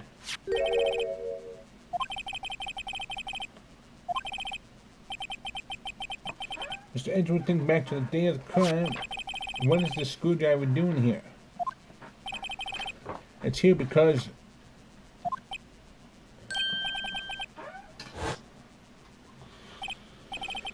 I was asked to go by Chief Gant, no less. He told me he wanted me to keep it here in the prosecutor's office. In any case, on the day of the stabbings, I brought this back here.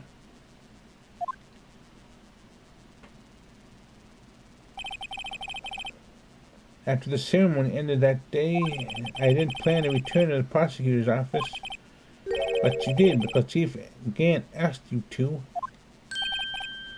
You mean yes, he unwittingly made you move a dead body. The body was found in the trunk of Mr. Edgeworth's car. I think it's obvious what happened.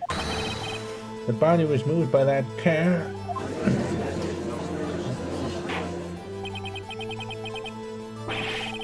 Detective Goodman's body was carried in the trunk of Mr. Edgeworth's car. Yes, unless of course you have another explanation, Chief. Why else would you have asked Mr. Edgeworth to transport evidence from a closed case? There's only one plausible explanation. To transport the body to your accomplice, Miss Lana Skye.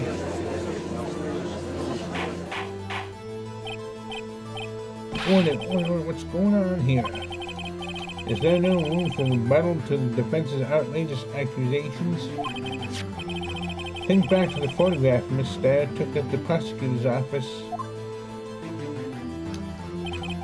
This was not a photo of the body being stuffed in the trunk to be taken away. It was exactly the opposite. Of the photo of the body being taken from the trunk. Chief Gant, say something. I believe your time's up. My time's up? Sorry, Raito, but I'm having lunch with the district attorney general after this. We have to get going if we have to make it in time for the early bird special. But the cross-examination isn't finished yet. Remember what I told you earlier? A police chief has all kinds of weapons at his disposal. Weapons like the right to refuse to testify. I'm invoking that right now. That is not the right to be casually invoked. There are certain risks to be considered. So you're just gonna run away after all this? Run away? Don't make me laugh, Willie. I stabbed old Goodman, that's what you're saying, right? But if you had inconclusive evidence, you would have presented it by now. Well, you think I have on dispose of the body? If so, then show your proof and get it over with. I'll say it again, Mr. Wright. Damon Gant is the current chief of police. Yes, I know. This court will not tolerate any accusations against him without concrete proof. Well, Mr. Wright, Your Honor, do you have any concrete proof? Proof that Chief Gant murdered Detective Goodman made misguided disposal of his body?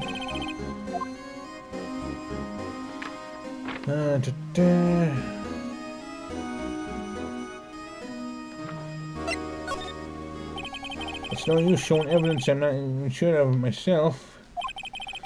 No, Your Honor, at present I have no conclusive evidence. So, see, Udgy? In that case, this court is forced to penalize you for your allegations against the chief. What? Here's a tip. Never gamble, but you can't afford to lose, Raito. It seems that Lady Luck was on my side again today. Okay, Udgy, I'll leave the rest to you.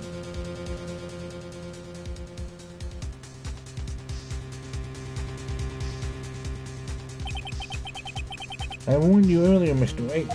This is an affront to a senior officer in our nation's law enforcement agency. What? Lady Luck, huh? Maybe we should have a word with her. Mr. Edgeworth, what do you mean? There's one lady who knows the real truth behind this trial. We haven't yet had the honor of hearing her testimony. A lady who knows the truth, another witness. In the absence of conclusive evidence, the only other method of proof is testimony. But Chief Gann has invoked his right to Chief Gann has invoked his right to refuse to testify. There's still someone else, one more witness who can answer all the questions raised in this trial, someone right in this very room. Mr. Edgeworth, who is this person? Why are you asking me, Your Honor? Have you forgotten? The defense is the one calling witnesses today. Mr. Wright, does such a witness exist? She may not be willing to tell the truth, but we can't just stop now. Yes, Your Honor.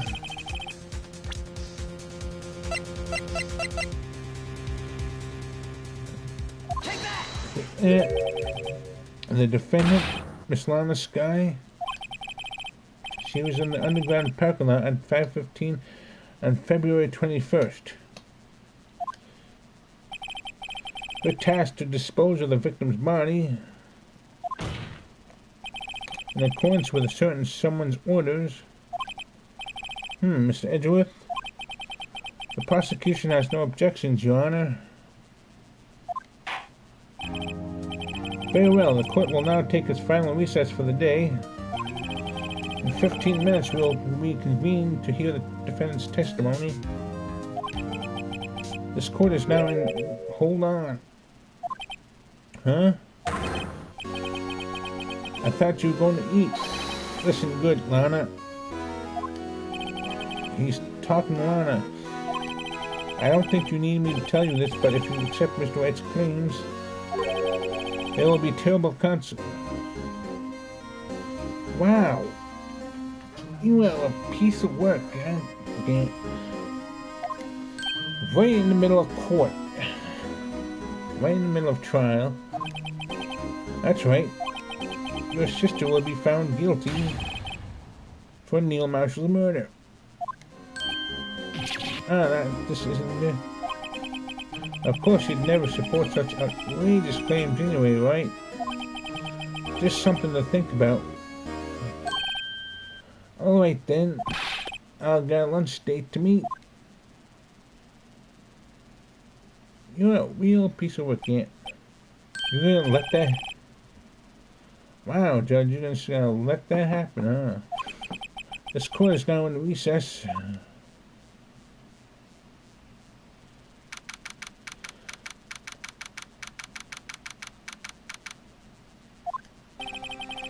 Looks like we managed to stay in the game.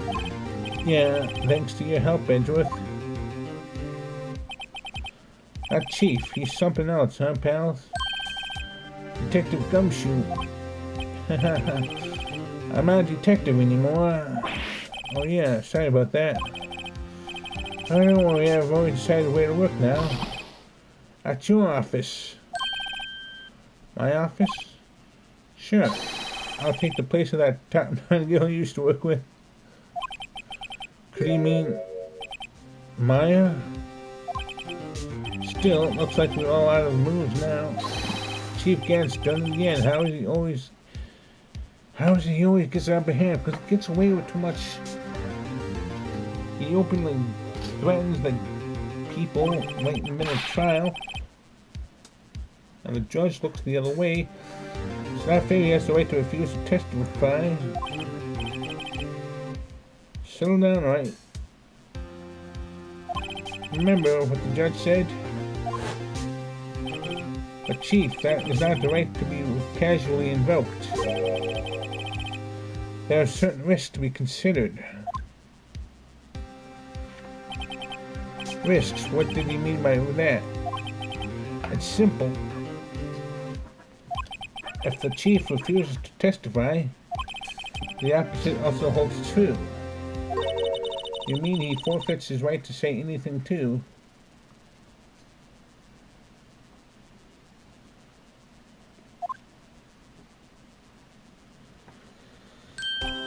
Emma, are you okay?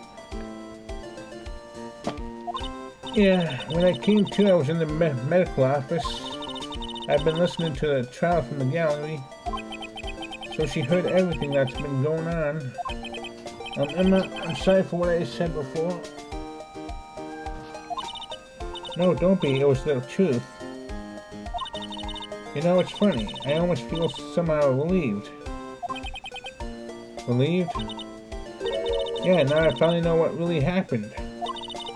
To think all this time, my sister was being blackmailed by that terrible man. And she did it all just to protect me. Ever since her appointment to chief prosecutor, everyone who knew her and said she changed. Perhaps it was easier that way for her. What do you mean?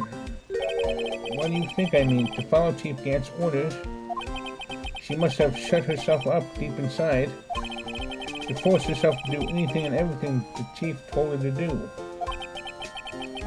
That must be why she became so cold.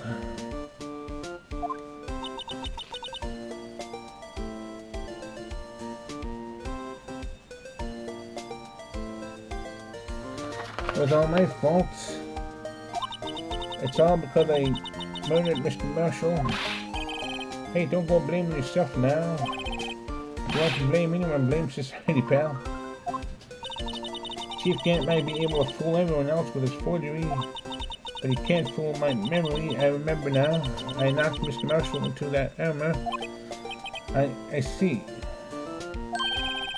Well, we'd better get back. It's time for that final act. Emma, why don't you wait? No, I'm going with you. I want to be there when Lana tells the truth. Let's go, right? It's time to end this.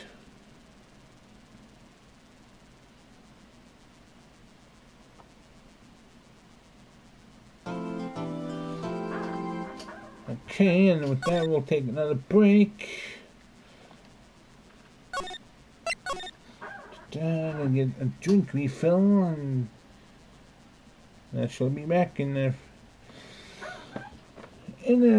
couple minutes. I'll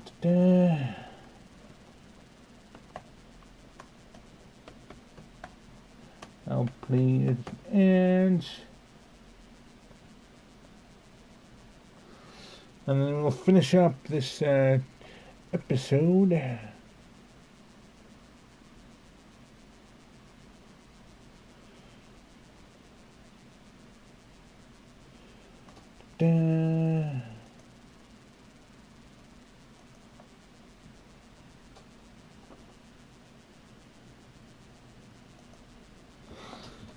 Be right back on it.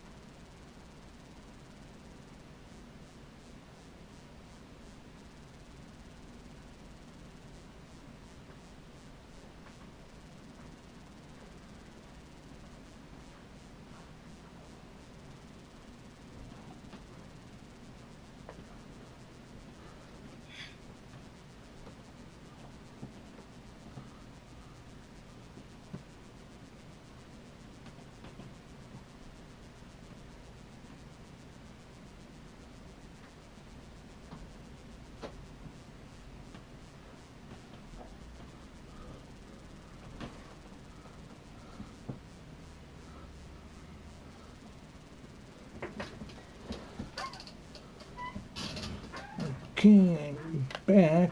Let's finish this up.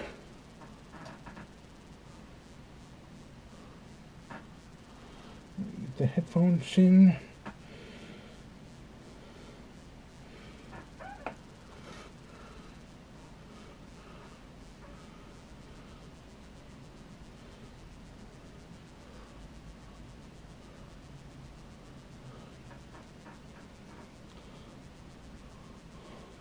Okay.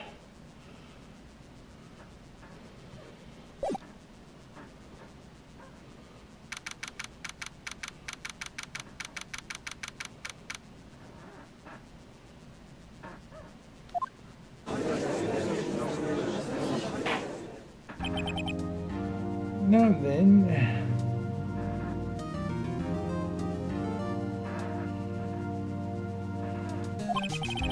over to Miss Lana Sky, please take the stand.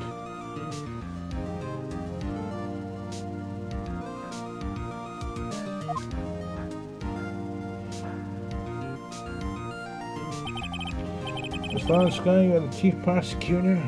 I'm sure you're aware of what is required of you. But Mr. Edgeworth, you already know everything.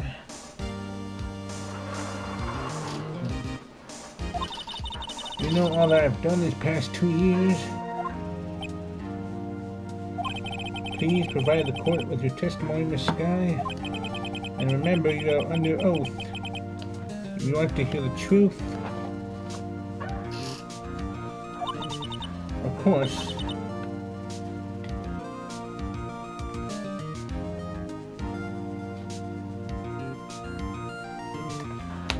The truth. No matter what happens, I'll always be your sister.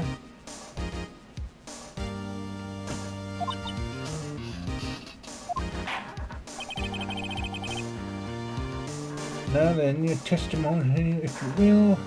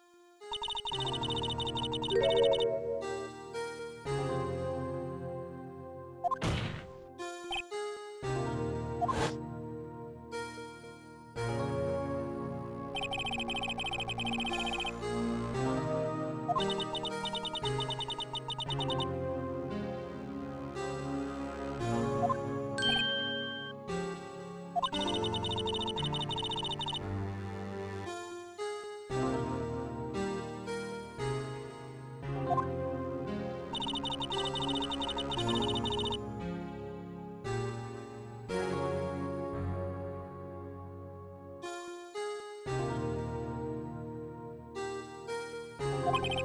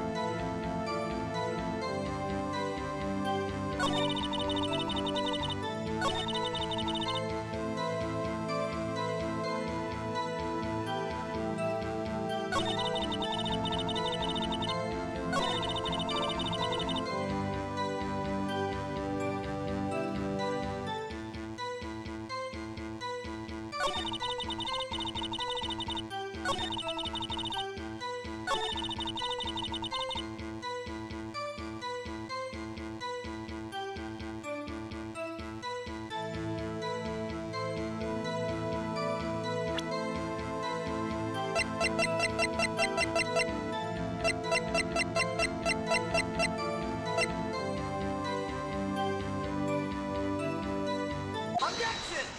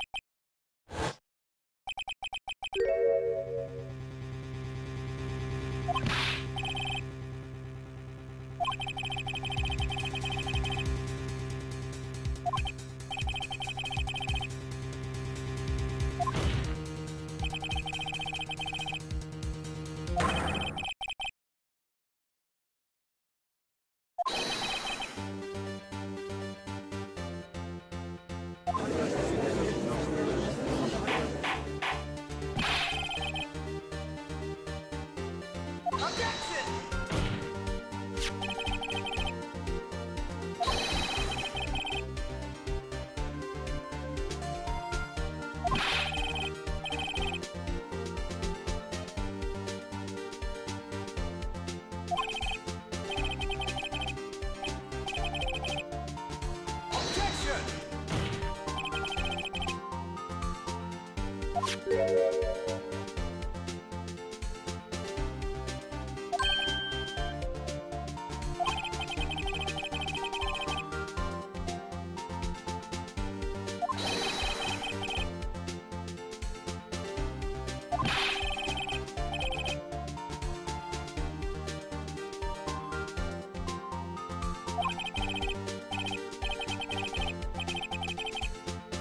Objection!